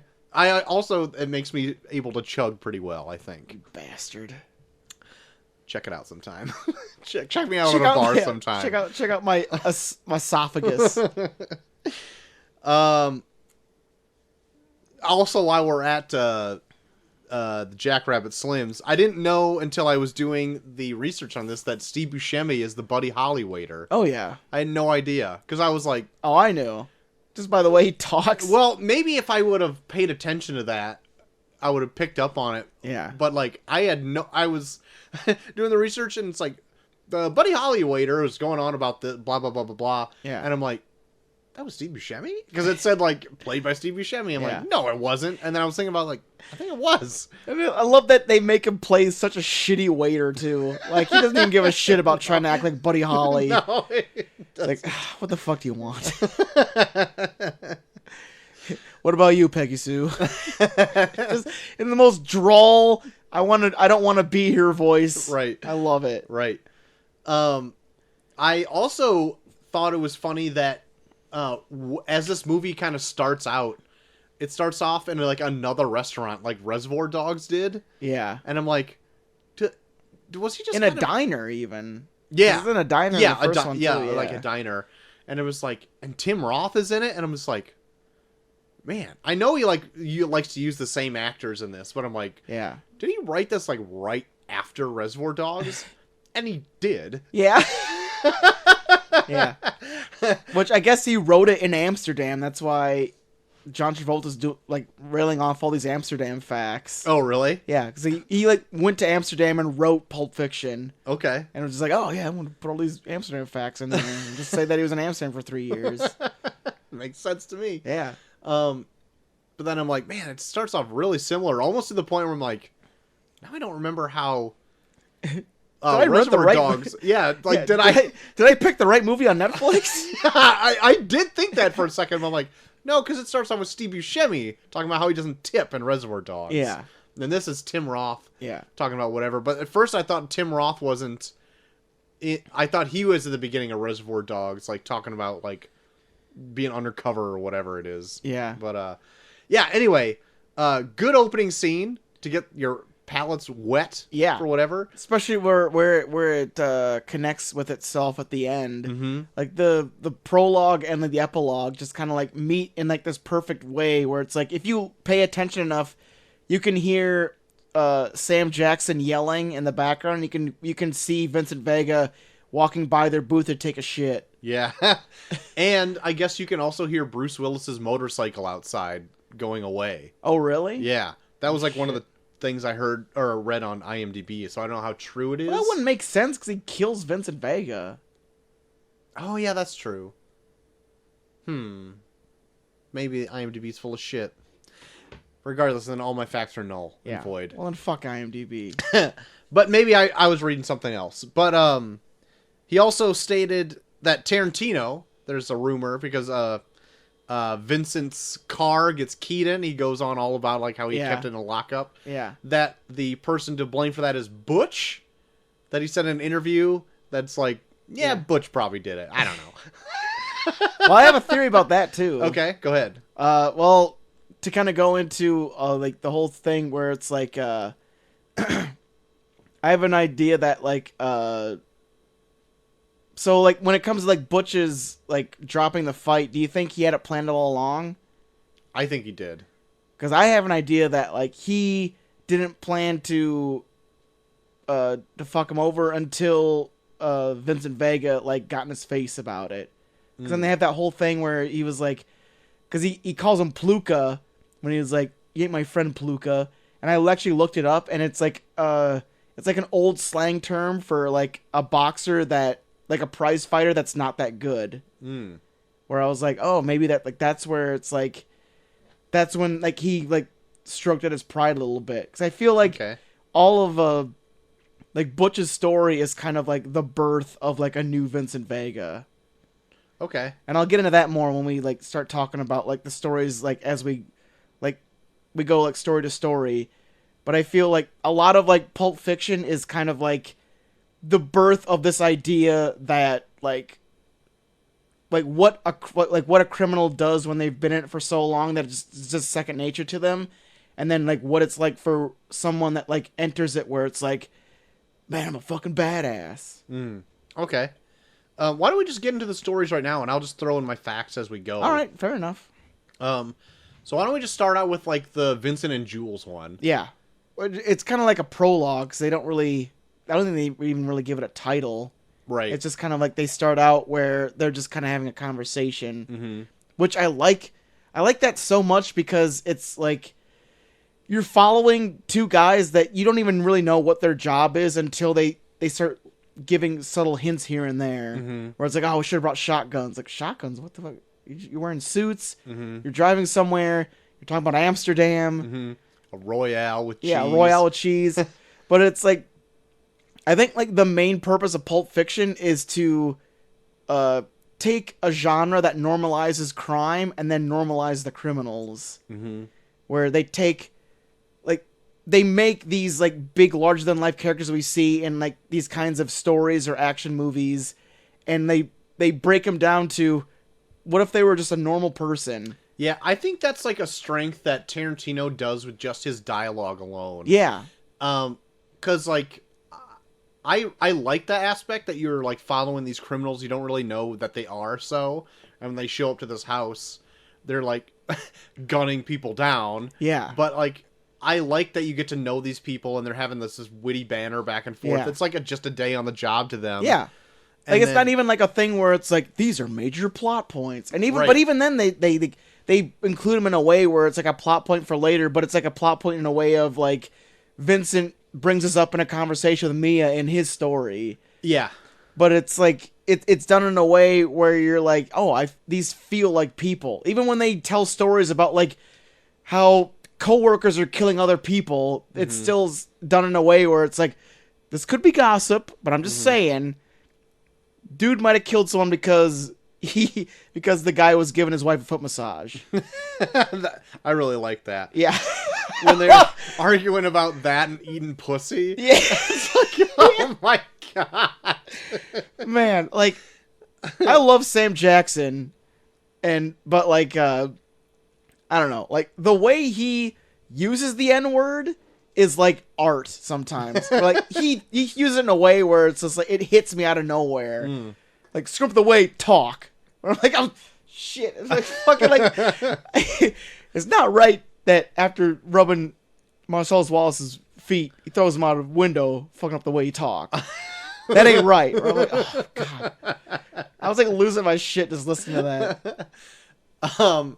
Speaking of the N-word, I want to throw this one in right there. I am very uncomfortable any Quentin Tarantino movie where they use that a lot. Yeah. Because I feel like he likes using that word. Yeah. Like I've always heard like people say like Quentin Tarantino seems like that nerd that wants to be cool. Mm-hmm. So he'll be like, "Oh yeah, see, they let me in on this. I can say this." Where it's like, you kind of have but you're kind of their boss. You're kind of like since Sam Jackson's like letting you say the N-word, it's like, but you're kind of the director of the movie. Like, yeah, can you really you wrote the movie and you're directing it. Yeah. Plus, you're also kind of have this caveat where you set it back in a certain time period where I guess they would say it. But, like, yeah. it feels like you're just doing it to say the word. Yeah, then he, like, beats it like a dead horse where you're like, okay. Yeah. Anyway, that's my one, like, criticism of, like, any of his movies. I know, you almost have to kind of get past that. It's like, to get into it. Which I'm kind of wondering, now that, like, we're getting more PC, I wonder how much is going to happen in Once Upon a Time in Hollywood. Yeah. Yeah. Some, yeah. Maybe he got all of them out of himself with, like, Django and Hateful Eight. Dude, it's all over the place in Django. I don't know. It's, yeah. But anyway, Jules and Vincent, I think this is, like, my favorite story of Pulp them Fiction. making their way up to like their assassination. Well, no, just their parts of the story, like when it's sprinkled throughout the movie. Oh yeah, like anytime Sam Jackson's on screen, I'm like enthralled, and like his interaction with John Travolta and anybody else. Yeah, I'm just like, these two are magnets. Dude, Sam Jackson should have won for like, because I think he was up for like best supporting character or actor, and they didn't win it. Where I'm like, he should have fucking won it for this. Mm-hmm. Like anytime he shows up, I'm so enthralled. Yeah, I'm transfixed on the screen. Just the way he talks and the way he like interacts with people, like everything he says, I'm like, I want more of Jules Winfield. Yeah, and he's so good at it. Like the whole apartment scene, where they raid that apartment or whatever, I guess was mostly done in one take. Really? Yeah. Yeah. I love that whole scene because it's like when they're working their way up, you can tell like the camera's following them. Like it feels like you're on this hit with them because it's like there's not like a lot of quick cuts or whatever. Right, you just kind of follow them down. Yeah, you're following them down these corridors. You're on this elevator with them and shit. Like it's really interesting. And then they even get to a part where they get to the door and they're like, let's hang back a little bit. And then like they go off to like another section of the hallway and the camera stays at the door where it's like waiting, like it's almost impatient waiting for the action.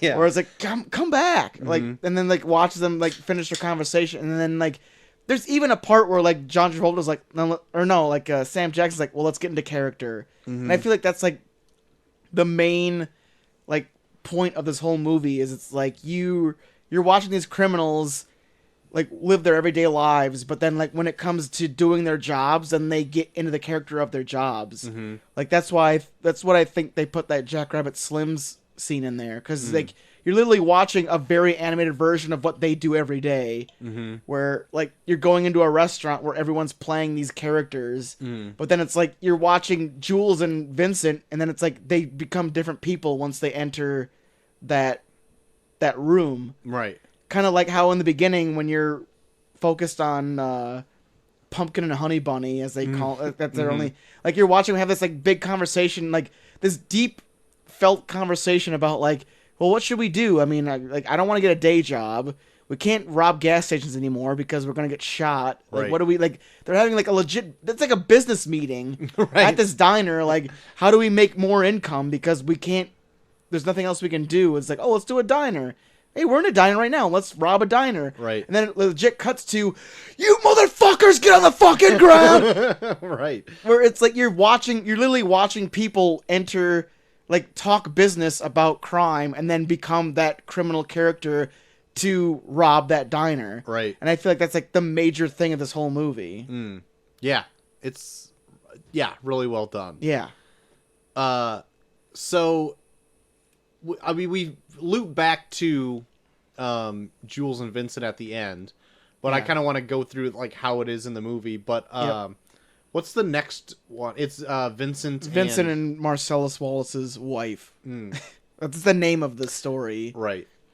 This one, it took a minute for it to grow on me a little bit, because this is the one I always see from like any promotional material. Yeah. Is like you see Jules and Vincent with the double guns. Yep. And then you like see Vincent and Uma Thurman like doing the twist on the dance floor. Just the whitest of dancing. The whitest of dancing. They don't even look like they're having fun dancing. Yeah. They are so like stone faced, and it's like, if they win that trophy, I'll be upset. They win the trophy. I wasn't upset. Actually, there's like some kind of Easter egg in the movie where it's like some kind of ad in the background or something where they talk about how someone stole the trophy. Really? So that they didn't win, but they stole the trophy at the end of the night. Oh, okay. That makes it good then. But anyway, I did end up falling into the scene once they got to like the Jackrabbit Slims. Yeah. So I'm like, this is so ridiculous that how can you not like it? And I'm like, I liked that you see this other side of Vincent. Like, it starts out with him like buying drugs and all this kind of stuff, and you meet like somebody else that you see later on, that the drug dealer or whatever, who I thought was pretty funny. Like that was, there's like a trivia thing. Like John Travolta almost turned down the role because of the fact that he was a heroin addict. Oh, really? Yeah, he wasn't a big fan of like him being a drug addict, so he was like, I don't know if I'm gonna do it, but he still ended up doing it, and then it like reinvigorated his entire career. I also was reading something along the lines of that too, because he didn't really know how to portray somebody as a heroin addict. Yeah, and so Tarantino like knew somebody that was, so he asked like Travolta to go like hang out with him to tell him like how it's like being high on heroin. And they don't really do too much. Like all they really do is like show him drive down the road, and he's just kind of like out there. Yeah, and I guess if I don't know why he did so much prep for it, because like he's not high on it like a lot. Yeah, but like they said that what it feels like is getting super hammered on tequila and then laying down in a hot tub.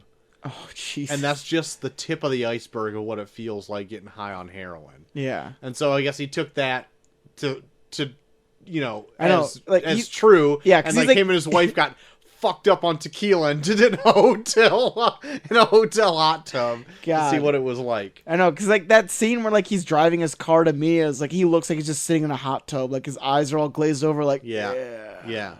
I also found that because I didn't obviously know the scene existed until I watched it yesterday. Yeah, and I'm like, oh, heroin! Like Jesus Christ! Yeah. Like maybe it's more noticeable now that there's like an opioid like crisis in America and all that shit. Yep. But like it just seemed like holy shit, like heroin seems like a big fucking deal. Oh yeah. To be addicted. Well, it was a big deal back then because it was like I think drugs in general were considered like oh shit. Mm-hmm. Like even like weed back in '94 with like Clinton and everything was just like ugh, drugs, stay away. Right. So then like you introduce someone that does heroin where you're like, oh shit. Yeah.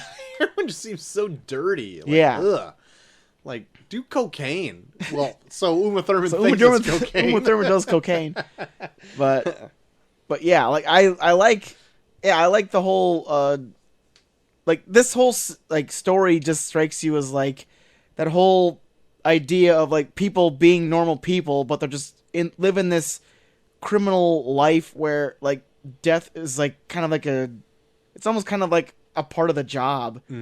Whereas like doesn't really strike you like John Travolta and Uma Thurman would both be in like coming across each other, both having like drug addictions, if there wasn't some kind of criminal underbelly to their lives.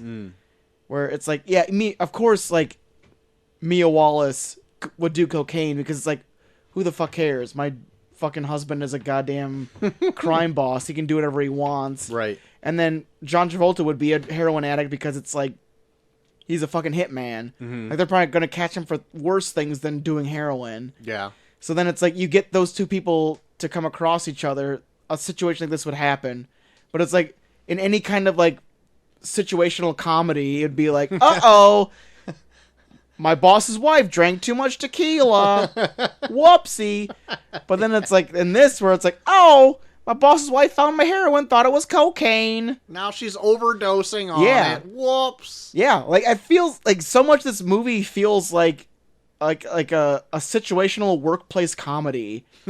But because like the Some stakes heavy shit involved. Yeah, but because the stakes are so high, like it seems like more of a drama. Mm-hmm. Where it was like if normal people were playing this shit out, it wouldn't be as high stakes, so it'd be funny. Yeah. But because it's like people doing things that where death is involved, you're just like, oh shit.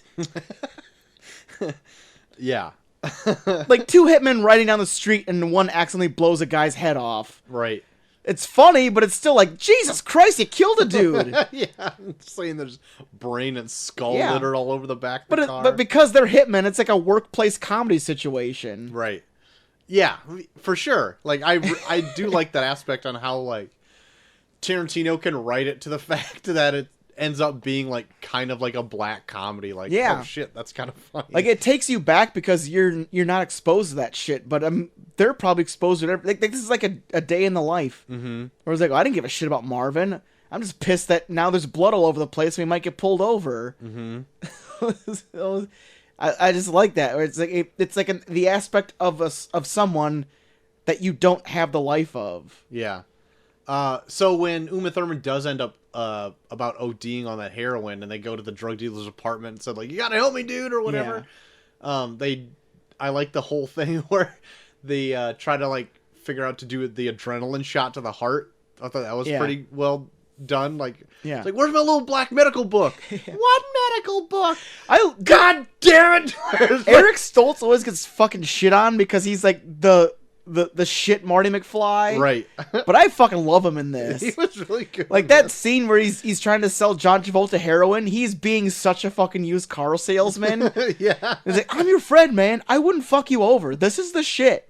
Or it's like, it's probably not the shit. You probably took 3 of the same thing and then just said, this is way better. Right. I'm going to charge you a little more for this, but I'm going to tell you it's the best you'll ever have. Right.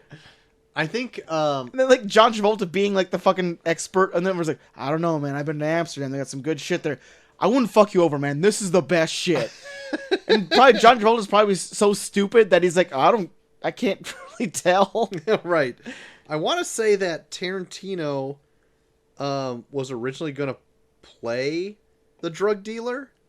Really? But he wanted to actually film that scene rather than be on camera. And so he chose to be the other guy. Yeah. That's like in his house or whatever instead. Dude, I love Eric Stoltz in this. Even like down me to too. where like she's ODing and Eric Stoltz is eating fucking booberry or whatever. Oh yeah, it's something else. It's like some other failed cereal, monster cereal. He's eating fucking cereal, watching TV, and the phone's ringing, and like his girlfriend's like, "It's so goddamn late. Why the fucking calling you?" He's like, "Oh, I know. I'll tell him it's too late." He just like acts like a dad. Like, well, I'm gonna get up and answer his phone and tell him it's too late. And then he gets on the phone, and immediately, like, Vincent is, like, crashing into his house with his car.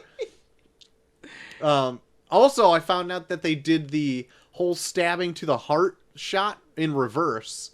So they had it, like, to her and then pulled it away, and then they just reversed it. Oh, that's cool. That's cool. Yeah, because, like, when they do the close-up of her chest after she has the syringe in it, it's definitely, like, a breastplate of some sort. Because it's, like... Her chest is like a different color from the rest of her body. I also thought, too, even if they didn't reverse the shot or whatever, it seems like they really go to stab her in the heart. Like, oh, yeah. It's not just that it goes, like, from, like, a few inches away, just goes pop. It's like he reaches up over his head with the needle to really come down on it. Yeah. Like, I just love all this. I gotta stab her 3 times? No! He's like, stabbing motion. What, I gotta stab her 3 times? Ah, dude. I love all... It's so... like it's like these fucking situations that you'll never be in, but they're just so. It's like borderline Three Stooges sometimes, but it's like the subject material is so fucking dark, Right. that it never strikes you as a comedy until you're like, no wait, this is actually funny. Right. Fun fact about Vincent as a character, since we're kind of like on his centric little part right now, Yeah. is that he's actually the brother of Mr. Blonde from Reservoir Dogs. Vic Vega. And Tarantino was actually going to make a movie where they were together. The Vega Bros or whatever. But then it never came to fruition. I think they ended up getting too old to play Yeah, like they ended younger up getting versions. too old because they both die in their respective movies. And I didn't know. I think I heard that actually before, and I've completely forgot about it. But I'm like, oh, that's kind of cool. Yeah. Because you can definitely see like influences. Yeah. Like Reservoir Dogs and this movie can definitely be in like the same universe for sure. And you can almost kind of see like family similarities between John Travolta and Michael Madsen. Mm-hmm. Like even down to how they act, because they're always like they never want to come off as idiots. They're always like, I'm cool, man. All right. I'm way too cool for the situation. I'm not gonna do this. And both of them have pretty bitchin' dance scenes. This is true. This is true. Granted, one does the twist, and the other one cuts a man's ear off. Yeah, that classic dance move of cutting a man's ear off. So I thought that was kind of fun. Yeah. So the next one I kind of want to talk about is like the Bruce Willis centric one. Yeah. This is like my least favorite one. See, I like it when the action starts picking up, but like, first of all, I love Christopher Walken. Yeah. With his whole spot where it's like he builds up the history of this watch so much, where it's like the minute he starts going nuts about not having the watch, I'm like, I'm right there with you, man. Sure. Like there's no, I would be just as livid if she forgot that fucking watch. I thought, yes, it gets so ridiculous. Where it's like like down to where he's like, we're holding it in her asses just to get it back to you. To you. That was the one part where, like, so, like, I guess during the filming of the scene, Christopher Walken was actually telling it to the kid. Yeah. Right? And the kid is just, like, has no idea what he's even saying. And, like, the point where I'm like, okay, so it's a great-great-grandfather's watch. It's given to his grandpa's father, and now it's given it to you. Yeah. I'm like, oh, that's a pretty good story. But once it gets to the end where he's like, and in Nam, well, we held it in our asses. I'm just like, oh. God, what? Like, it's gotten to the point where it's like you have to you're like they're saying they're holding it in their asses for years on end. I'm like, Jesus Christ. At that point, I'm just like, what are we doing? And then he hands the watch to the kid, like, here you go. This has been in my ass for 7 years or whatever it is. Yeah. Like, have it. It's been in your father and my asses for a grand total of 5 years. Here you go. Oh my God! And then it gets down to where it's like, oh yeah, I forgot the watch. Right? Like, what the fuck? Did you or did you not forget it? Yeah, I didn't. Then I know. Like he even says like, do you know what it's been through? I mean, I'm not gonna say it all here, but it's been through a lot. I was like, I started losing when he just said that. Like he loses shit, and she's like super scared, and he's like, I'm sorry, I'm mad. It's been through a lot. I can't say it all to you, but it's been through a lot.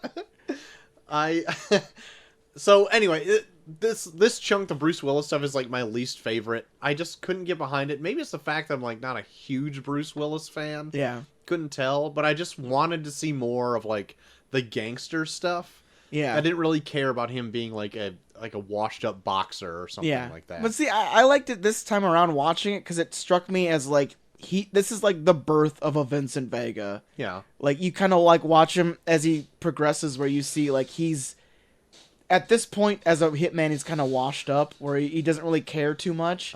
Even down to where like he leaves the machine gun while he's taking a shit on the fucking counter. Right.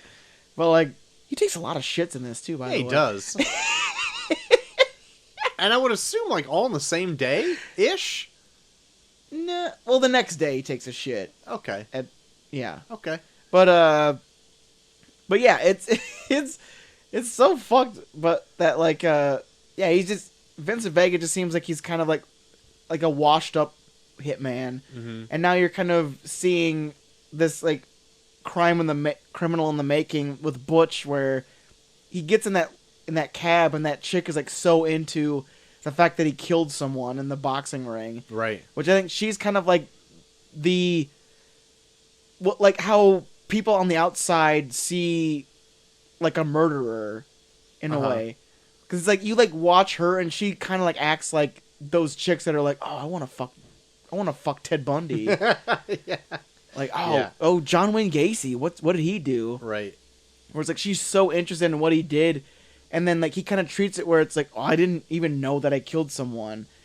It's like a cool scene in that way where you're watching this chick that's so into the fact that she's meeting a murderer, but then it's like, but he killed someone, and you're a someone. Why are you so into this? And then like as like it kind of goes on, like he feels more and more untouchable, to the point where like when he gets to that scene where Ving Rhames is getting raped, he does something good, but then it's like, did he do it because he's doing the right thing, or is he doing because it's like they can't fucking touch me? I'm fucking Butch, man. So, more with that cab driver. I read something about that, and I was trying to find it while you were talking. So the cab driver, Esmeralda Villalobos, appeared in a 30-minute short called Curdled in 1991, in which she played a character who cleaned up after murders. This makes her fascinated by the idea of murder, and Quentin Tarantino saw that film and decided to include the character in this movie, but as a cab driver. Yeah. So I'm like, oh, okay. Sounds pretty But fun. I like the inclusion of it, where like you're watching these people that almost kind of treat murder as like an afterthought, like it's part of their day job, and then you come across a character that's like fascinated by it. Like she feels kind of like the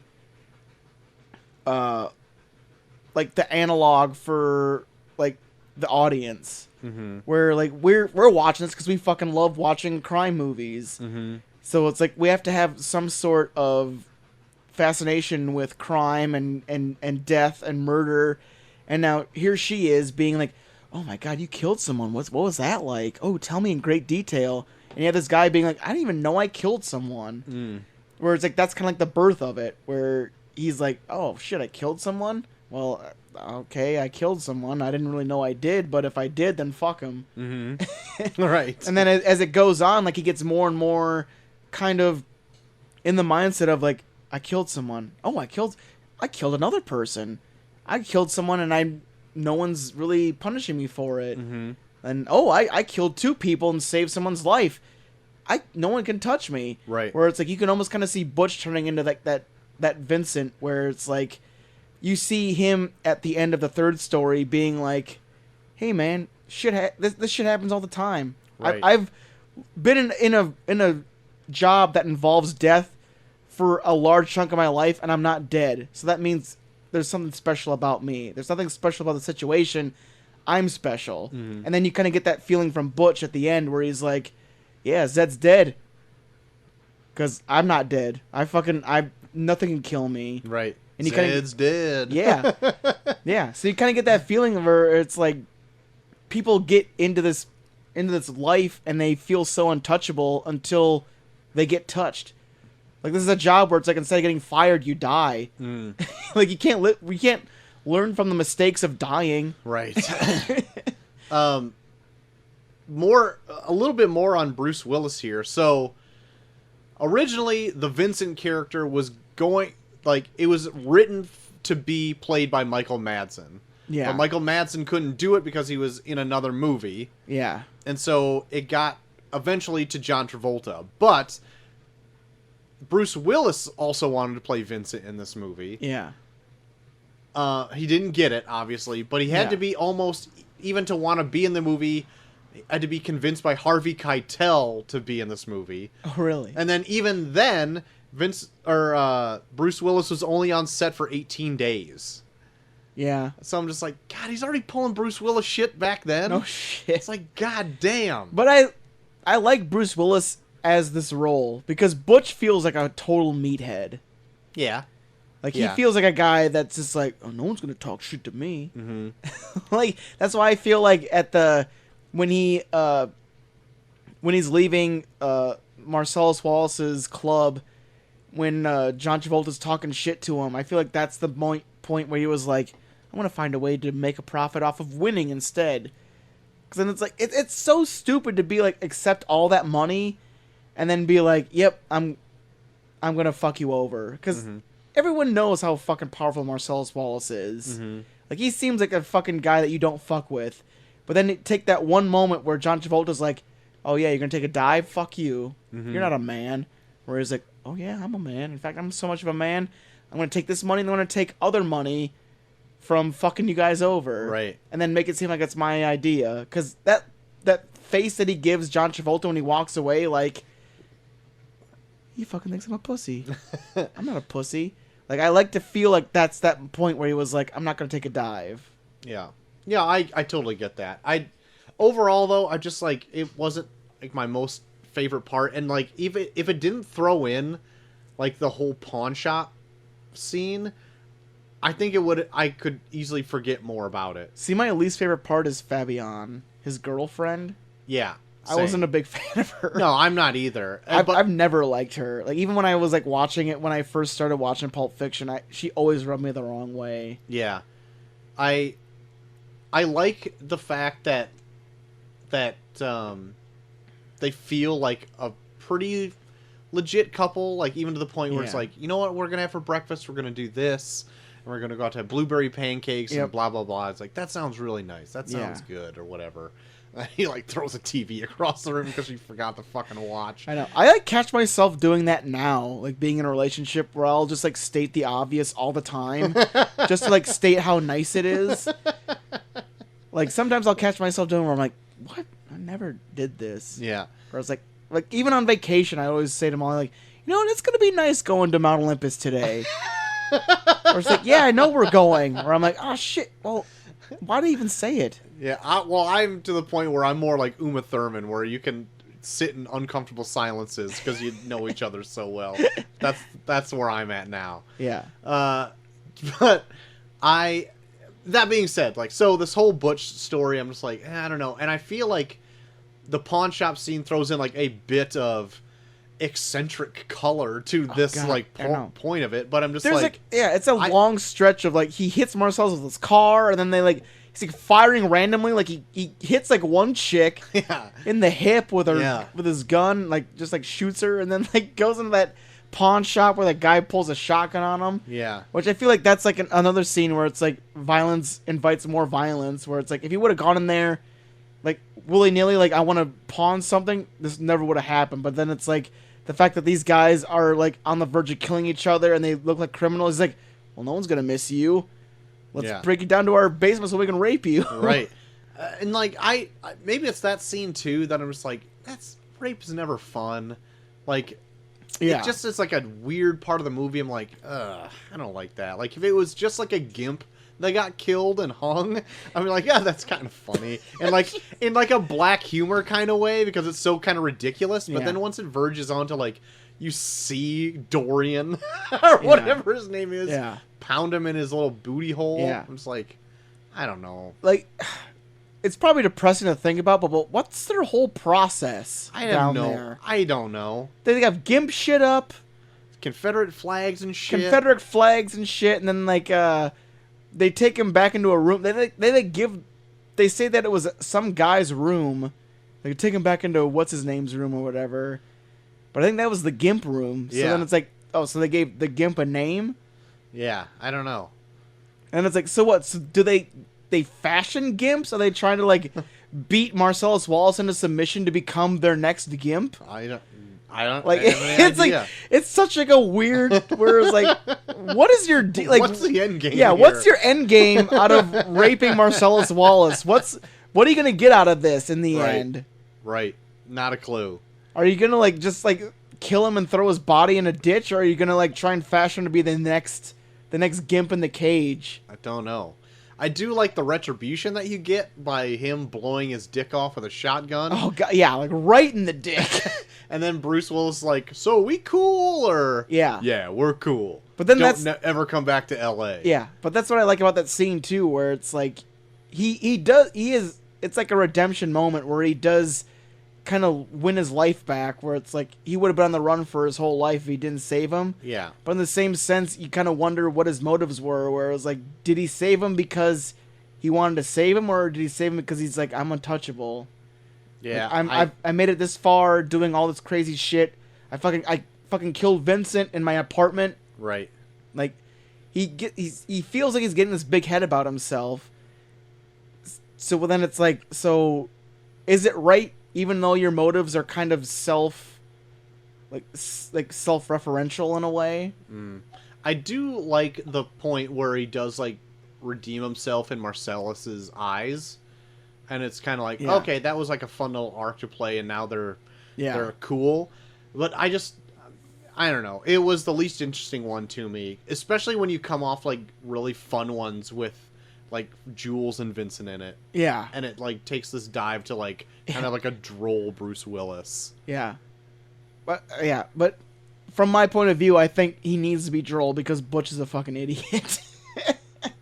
I guess, but like you don't have to write a character like that. I wasn't into the whole story whatsoever until it was like the little redemption at the end. I'm like, okay, I see what you did there, but otherwise I'm like, I don't care about this. I don't care about any of this. I don't know. I still liked it just based on the fact that like it's a guy that had like a little string of luck in terms of not being killed, and now he thinks he's untouchable. Kind of like how I feel Vincent is, because Vincent even, I think John Travolta plays it better, but I think Vincent's also kind of a meathead too. Yeah. But he was like a meathead in a way where it was like he had a string of good luck not being killed, and now he's making a shit ton of money off of it as a hitman.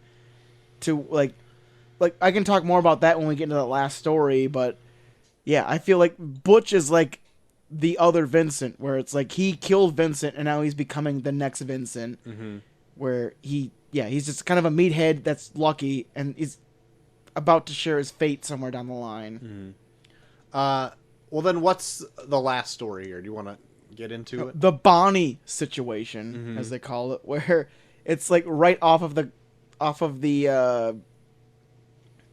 events of the prologue, where Vincent and Jules are blowing away those dudes in that apartment, and then makeshift Jerry Seinfeld comes out of that back room with the biggest gun you've ever seen and tries to kill them and misses them completely, and then they kill him. And then like I love that scene where like they show them right after it happens, where they killed the dude, where like you see Jules' face and he's like eyes wide, like holy shit, and then you see Vincent's face and he's like, God damn it. Words. I love this whole chapter of the whole thing, because you're kind of following these two men with two different ideas of what just happened in this scenario. Even when they're doing the crazy shit where Marvin's head got blown off and they're going through like cleaning up after themselves and stuff, they're still having this conversation throughout, where it's like that's almost kind of the ongoing trend of the whole story. Yeah. I really loved this point where it picked back up after that, because I'm like, oh, they're folding back more into that and all that. And the whole wolf part where Harvey Keitel comes in was really fun. And like I think like this story is probably my favorite too, just because it brings it all full circle with the idea of like crime being a business, where you get introduced to like the ultimate criminal businessman in the Wolf, where he comes in and he's like he doesn't want to look cool. He's just like, just get it done and we're out of here. Right. I got 40 minutes to fucking make you guys clean up after yourselves. Right. Or it gets down to where like these two hitmen that seem so cool in the beginning, where they're talking about fucking going to Amsterdam and they blow away these 3 guys in their fucking apartment. Right. Now they look like fucking idiots, like scrubbing their cars and being treated like shit by Harvey Keitel. Right. Where it's like at the end of the day, like no matter how cool you look, it's still a fucking business and you got to do your job. And like it doesn't matter how cool you want to look, you're still. The minute HR comes in, you're gonna be a fucking little bitch. Right. And I love that. It's pretty much what it is. Like they call Marcellus Wallace and it's like, okay, well then I'll send someone. Right. And it's a guy being like, do your fucking job or I'm gonna fucking just leave and then let you get fucking picked up by the cops. And they're like, okay, I'm sorry, and they're just like fucking scrubbing after themselves. Right. And Vincent, well, could you say please? Yeah. Yeah, even down to like they're being talked down to by like a dude, like a suburban dude in his house. Right. Like played by Quinten Tarantino, where he's like, no, you're working for me. You're in my house. You parked that shitty car in my house. I can tell you whatever I want you to do. Right. It's like, yeah, you're watching these two badass dudes, and they're legit being like fucking like tongue lashed by a fucking suburban dad. Right. Because they have to like obey his every will, otherwise they're fucked. Right. I did like that part though. He's like, if my wife comes home and see this, our asses are gonna be I'm killed. divorced. Do you want me to get divorced? Yeah. I don't want to get divorced. Not separation, not we're trying, fucking divorced. That was like the stakes that they were dealing with. Yeah. Which was really great.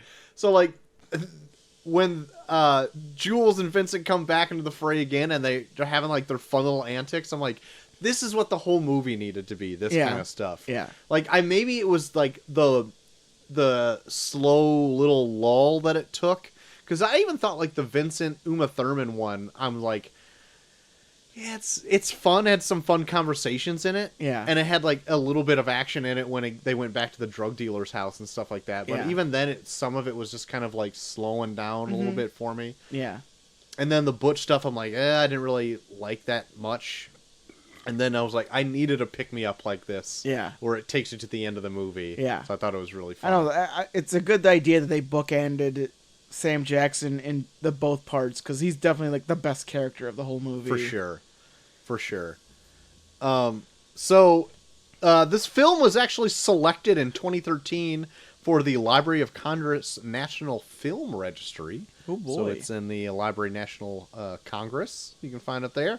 And the Royale with Cheese line is the number 81 of the 100th most remembered movie quotes of all time by Premiere Magazine. Yeah. Do you know what 80 through 1 is, Joel? Fuck you. It's probably Gone with the Wind shit. That's all It of that. probably It's is. always Gone with the Wind. Probably is. But like, no, the end with the diner I thought was really good too. Capping it off with that. Because, like, when I was watching this movie a second time around, I went into it with, like, a little bit knowing, like, what happens in it. Like, well, it's not too hard, because it's, like, this movie's fucking quotable as shit, too. Mm-hmm. But, like, the end, like, I was kind of wondering, like, why they would tell it out of sync like that, because a lot of movies, they like, lay on the basis of, like what's gonna happen to the main characters or whatever. Right. And, like, this ending kind of made me feel the same way like Memento made me feel with its end, where, like, Memento's kind of is told out of sync, where it's like you start at the end and work your way to the end, and then, like, the end of Memento is kind of like the end in this, where, like, you're kind of watching a character seal its fate even though you know where it's going to end up. Mm-hmm. Like, the whole climax of the movie is you're watching one of the main characters seal its fate. Right. And, like, in this, like, you're watching Vincent Vega being like, yeah, no, it's bullshit. Like, shit like this happens. I'm not too taken back by it. Where, like, Jules is like, dude, we almost died. We almost got fucking killed. Right. Like, why is this not fucking, like, hitting you more? And he's just like, well, it's part of the job. Right. Where, and then the minute, like, you accept that as fact, then it's just a matter of time before you die. Mm-hmm. I think that's like a cool way to end a movie like this, where you're watching the criminals as humans do crime in a way where it's like, well, sooner or later, unless they accept the fact that this is a very high pressure situation that you could die at any time, you're gonna end up like Vincent in this. Mm-hmm. And that's why I really like the end of this. Yeah. Especially down to, like, Jules is like, dude, fucking don't take this briefcase because this is my ticket out of here. Right. I actually have a whole fact about the briefcase here, too. Yeah. So it's It's never shown what is actually in the briefcase, so there's been like speculation of what it actually is. Yeah. And that's kind of what this is right here, what Yeah. I'm going to read. So speculation abounds as to the nature of the mysterious glowing contents of the case, in which Tarantino said was simply just a MacGuffin plot device. Could it be Elvis's gold suit worn by Val Kilmer as Elvis in True Romance in 1993? The most persistent story is that it's Marcellus Wallace's soul. Yeah. Because of the Band-Aid on the back of his head. Right. So the story goes that when the devil takes a person's soul, it's removed from the back of the head, and so that's why you see the Band-Aid covering all the time when you see the behind shot of Marcellus Wallace. But then they interviewed Quinten Tarantino, and he was like, oh yeah, he got a cut in the back of his head, and we want to cover it. Right. So that was pretty much it. So even at the point where the briefcase's lock code is 666. Yeah. So it's like the devil's holding his soul in there or whatever. Yeah. About the cut on his neck. According to Roger Avery, who co-wrote the script with Quentin Tarantino, the original plan was to have the briefcase contain diamonds. An urban legend that it was the diamonds from Reservoir Dogs. Yep. This seemed neither exciting nor original, so Avery and Tarantino decided just to have this briefcase contents never appear on screen. Yeah. This way, each filmgoer could mentally fill in the blank with whatever was struck to his or her imagination as best fitting the description. So beautiful. Yeah. An orange light bulb projecting a shimmering light onto the actor's face was a last-minute decision, added a completely unintended fantastic element. In a radio interview with Howard Stern in late 2003, Quentin Tarantino was asked by a caller the contents of the briefcase, and he simply answered, "It's whatever you want it to be, whatever." Pretty much. So, but I like the idea of Marcellus Wallace's soul. So do I. I never put that together until I read that. I'm like, oh, that's kind of fun. Yeah, because it's so cool. Because it's like, well, going back and watching this, like being like thinking about it being kind of like a workplace comedy of like criminals. Like every time, like the fact that they showed just the back of Marcellus Wallace's head for like the longest time up until you actually do see his face. Like, I always thought it was kind of like a way of, like, humanizing him without humanizing him. Where it's like he's doing these super cool monologues, but instead of seeing, like, his face being very grim and in your face, you're seeing the back of his head with a Band-Aid on it, where it's like, he's a guy. He's just a person. Right. Like, he's not like he's not this godlike being. He's fucking touchable. He's touchable enough for that he needs a Band-Aid for the back of his head. Right. So I always thought, like, that was, like, a cool concept, too. Yeah. I just think it's a fun, like, supernatural element that's never explained. Even if it was that. Yeah. I just like, that's super goofy. And, even like, where it even fits. Even Tim Roth being like, is that a soul? Like, I think it's super fun. I'm like, Tim Roth, like, is that what I think it is? A soul? Oh, yeah. It's a soul. Oh yeah. My, it's beautiful. Yeah. So I don't think I have any more facts about this. I think we've gone over pretty much everything. So needless to say, what do you think of the movie? Like, for the longest time, my favorite Tarantino movie was Reservoir Dogs, just because it was so simple. Like, it's just you're just following these guys after a bank robbery, and even in its simplicity, it's still like pretty revolutionary. Where it's like you're not following the thing that you want to see, you're following the aftermath of it, but it's like the aftermath is almost just as interesting, if not more interesting. Yeah. But then Pulp Fiction, I feel like they perfected that, where it was like, okay, we took the part you don't want to see from a crime, let's take the parts you don't want to see from criminals. Let's take the parts where it's like they're driving to where they have to kill someone and they're just having a conversation like normal people. And I think like what Reservoir Dogs did, Pulp Fiction kind of perfected in a way, and I really dug it this time around. Like, it almost became, I think this time watching it became my favorite Tarantino movie. So I'm gonna give it a solid A. Solid A. I was watching it, kind of comparing it to Reservoir Dogs because they made them very close together. Yeah. I don't think I liked it as much as Reservoir Dogs, though, coming out of this viewing. I do like parts of it more than Reservoir Dogs, but as a whole, I felt that it lulled a bit, where Reservoir Dogs is kind of consistent throughout. Yeah. But I really enjoy Vincent and Jewel stuff on this. Oh, God. And if it was just that, I would like, yeah, gold. Like, but I also like the fact too that this is like played out of order. Reservoir Dogs kind of has like flashbacks and sideways stuff going on, but it's not like totally cut up out of order. Yeah.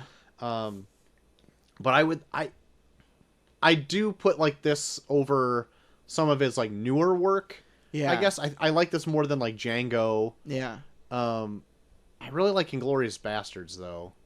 Yeah, I feel like he perfected more the scene of building up tension since then. Like I feel like the only scene that really has that feel of something bad's about to happen is the scene where Jules and Vincent are in that apartment. Other than that, you don't really get that feeling. But I feel like one of my favorites is definitely Inglourious Bastards, where they definitely do they'll do like a fucking like 30-minute scene. Yeah, that's just nothing but building up tension to something bad that's about to happen at the very end. Right, and it almost makes you squirm in your seat how good it is. Yeah.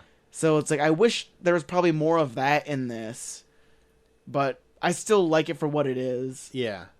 But I think I would end up just giving this, I would say a B. Okay. Yeah. I was kind of like surprised to see some of the stuff that was in it because I haven't ever seen it as a whole. Yeah. And I'm like, oh shit, like I didn't really care for the Bruce Willis stuff. It threw me off guard when Vincent was a heroin addict or whatever. Yeah. I didn't really like knock it for that. I just was like kind of surprised, like, oh, I didn't even know that was a thing. Yep. But yeah, so I think I'd give it a solid B. It's not Yeah. my favorite Tarantino movie of all time, but I feel see why people really like it. I feel you. No, yeah, it's just there's so many aspects of this that like you come across in everyday life, but it's like it's not everyday life. It's a fucking you're dealing with dudes killing dudes and dudes dealing drugs and shit. Where it's like they ground it in a way where it's like they're people too, and that's what I like the most about it. Mm-hmm. So, has there been anything else you've been into this last week, JT? Oh man, well, the only other movie I saw was I rented the movie The Beach Bum. That's Matthew McConaughey in it. Oh yeah. Holy shit, this movie sucks. It is Matthew McConaughey's like Adam Sandler movie. Really? Where he was just like, let's go to Florida for fucking 8 weeks and I'm just gonna do shit with my friends. Oh boy. It's so like it's one of those movies where it's like whoever made it was like, hey, this guy's sympathetic. Where it's like, no, he's an asshole. Uh-huh. He's literally a guy that's never worked a day in his life. Like, he was like a poet at one point and made a fuck ton of money off of that. Mm-hmm. And after that, he marries like a super hot chick that has a lot of money, played by Isla Fisher. Mm-hmm. And then like mild spoiler, like 30 minutes in, she dies. Okay. And then it's like, well, in order to get her money, you have to write another book because she had so much faith in you. And then all he does is really just fucking... He goes to rehab, and then he fucking, like, breaks out and just gets high and drunk and fucking acts like a shithead for another hour until he's like, well, I'm going to write my book. And then he writes it, and it's a smashing success, and then he gets all of her money. And it just ends. Where you're like, what the fuck am I supposed to learn from this? And, like, Matthew McConaughey legit plays, like, a person that if a fucking, who's the guy that sings Margaritaville? Shit. He's in the movie, too. Okay. Where it's, like, if he just, like, if one of his songs, like, fucked a woman. No, it's not Tom Petty. Not Tom Petty. Shit. Some people are probably screaming. I know. At us right now. Anyway, go on. I'll look it up. But yeah, like if one of his songs just impregnated itself, that's what he would be. Because all he does is drink and get high on boats. Jimmy Buffett. If a Jimmy Buffett song fucked itself and got pregnant, that's what Matthew McConaughey's character would be in The Beach Bum. Ugh. Like I was mad watching it. Like, if a person like you exists, I want to fucking beat its ass. God. So yeah, I was not a fan of The Beach Bum. Otherwise, had a good vacay? Yeah, good vacation. Very good. Didn't really watch too much. Like the house we were at had FXX, so there was like I think every Monday they play Simpsons nonstop from like 6 to 10. Mm-hmm. So I watched a fuck ton of Simpsons on Monday. Oh yeah, that sounds good. And that was about it. I haven't been much into anything this last week. I had a pretty eventful week. But I did finish what is so far written of Sex Criminals, the book. Yeah. Good. I do have some criticisms of it, but I think overall, I think you would like it. All right. So you should check it out sometime. I'd be for it.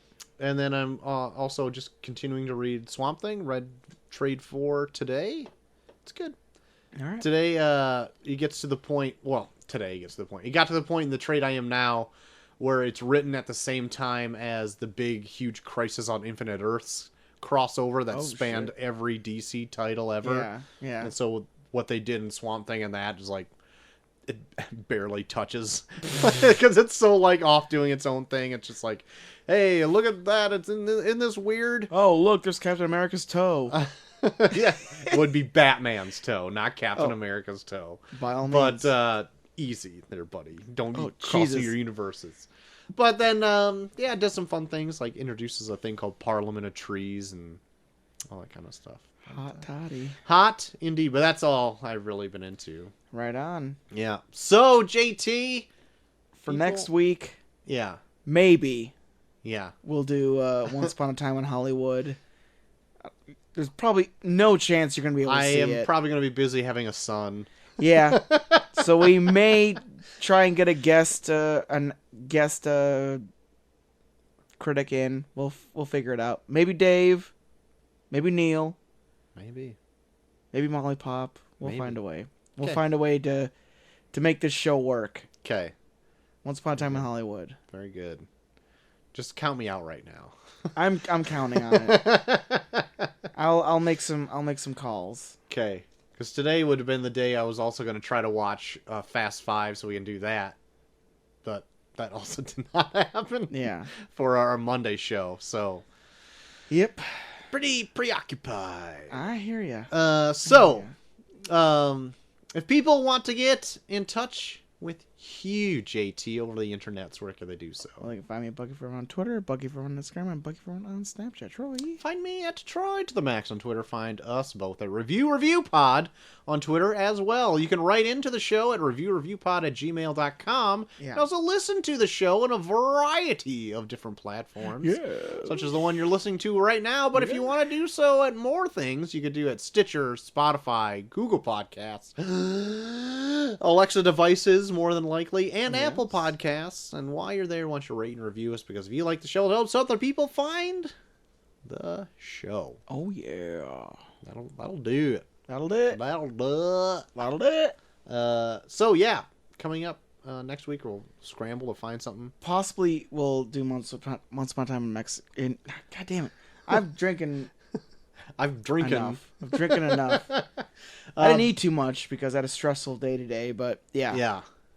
I heard about that. That's no fun to talk That's no about fun. either. Nah, I'm not going to talk about that. But yeah.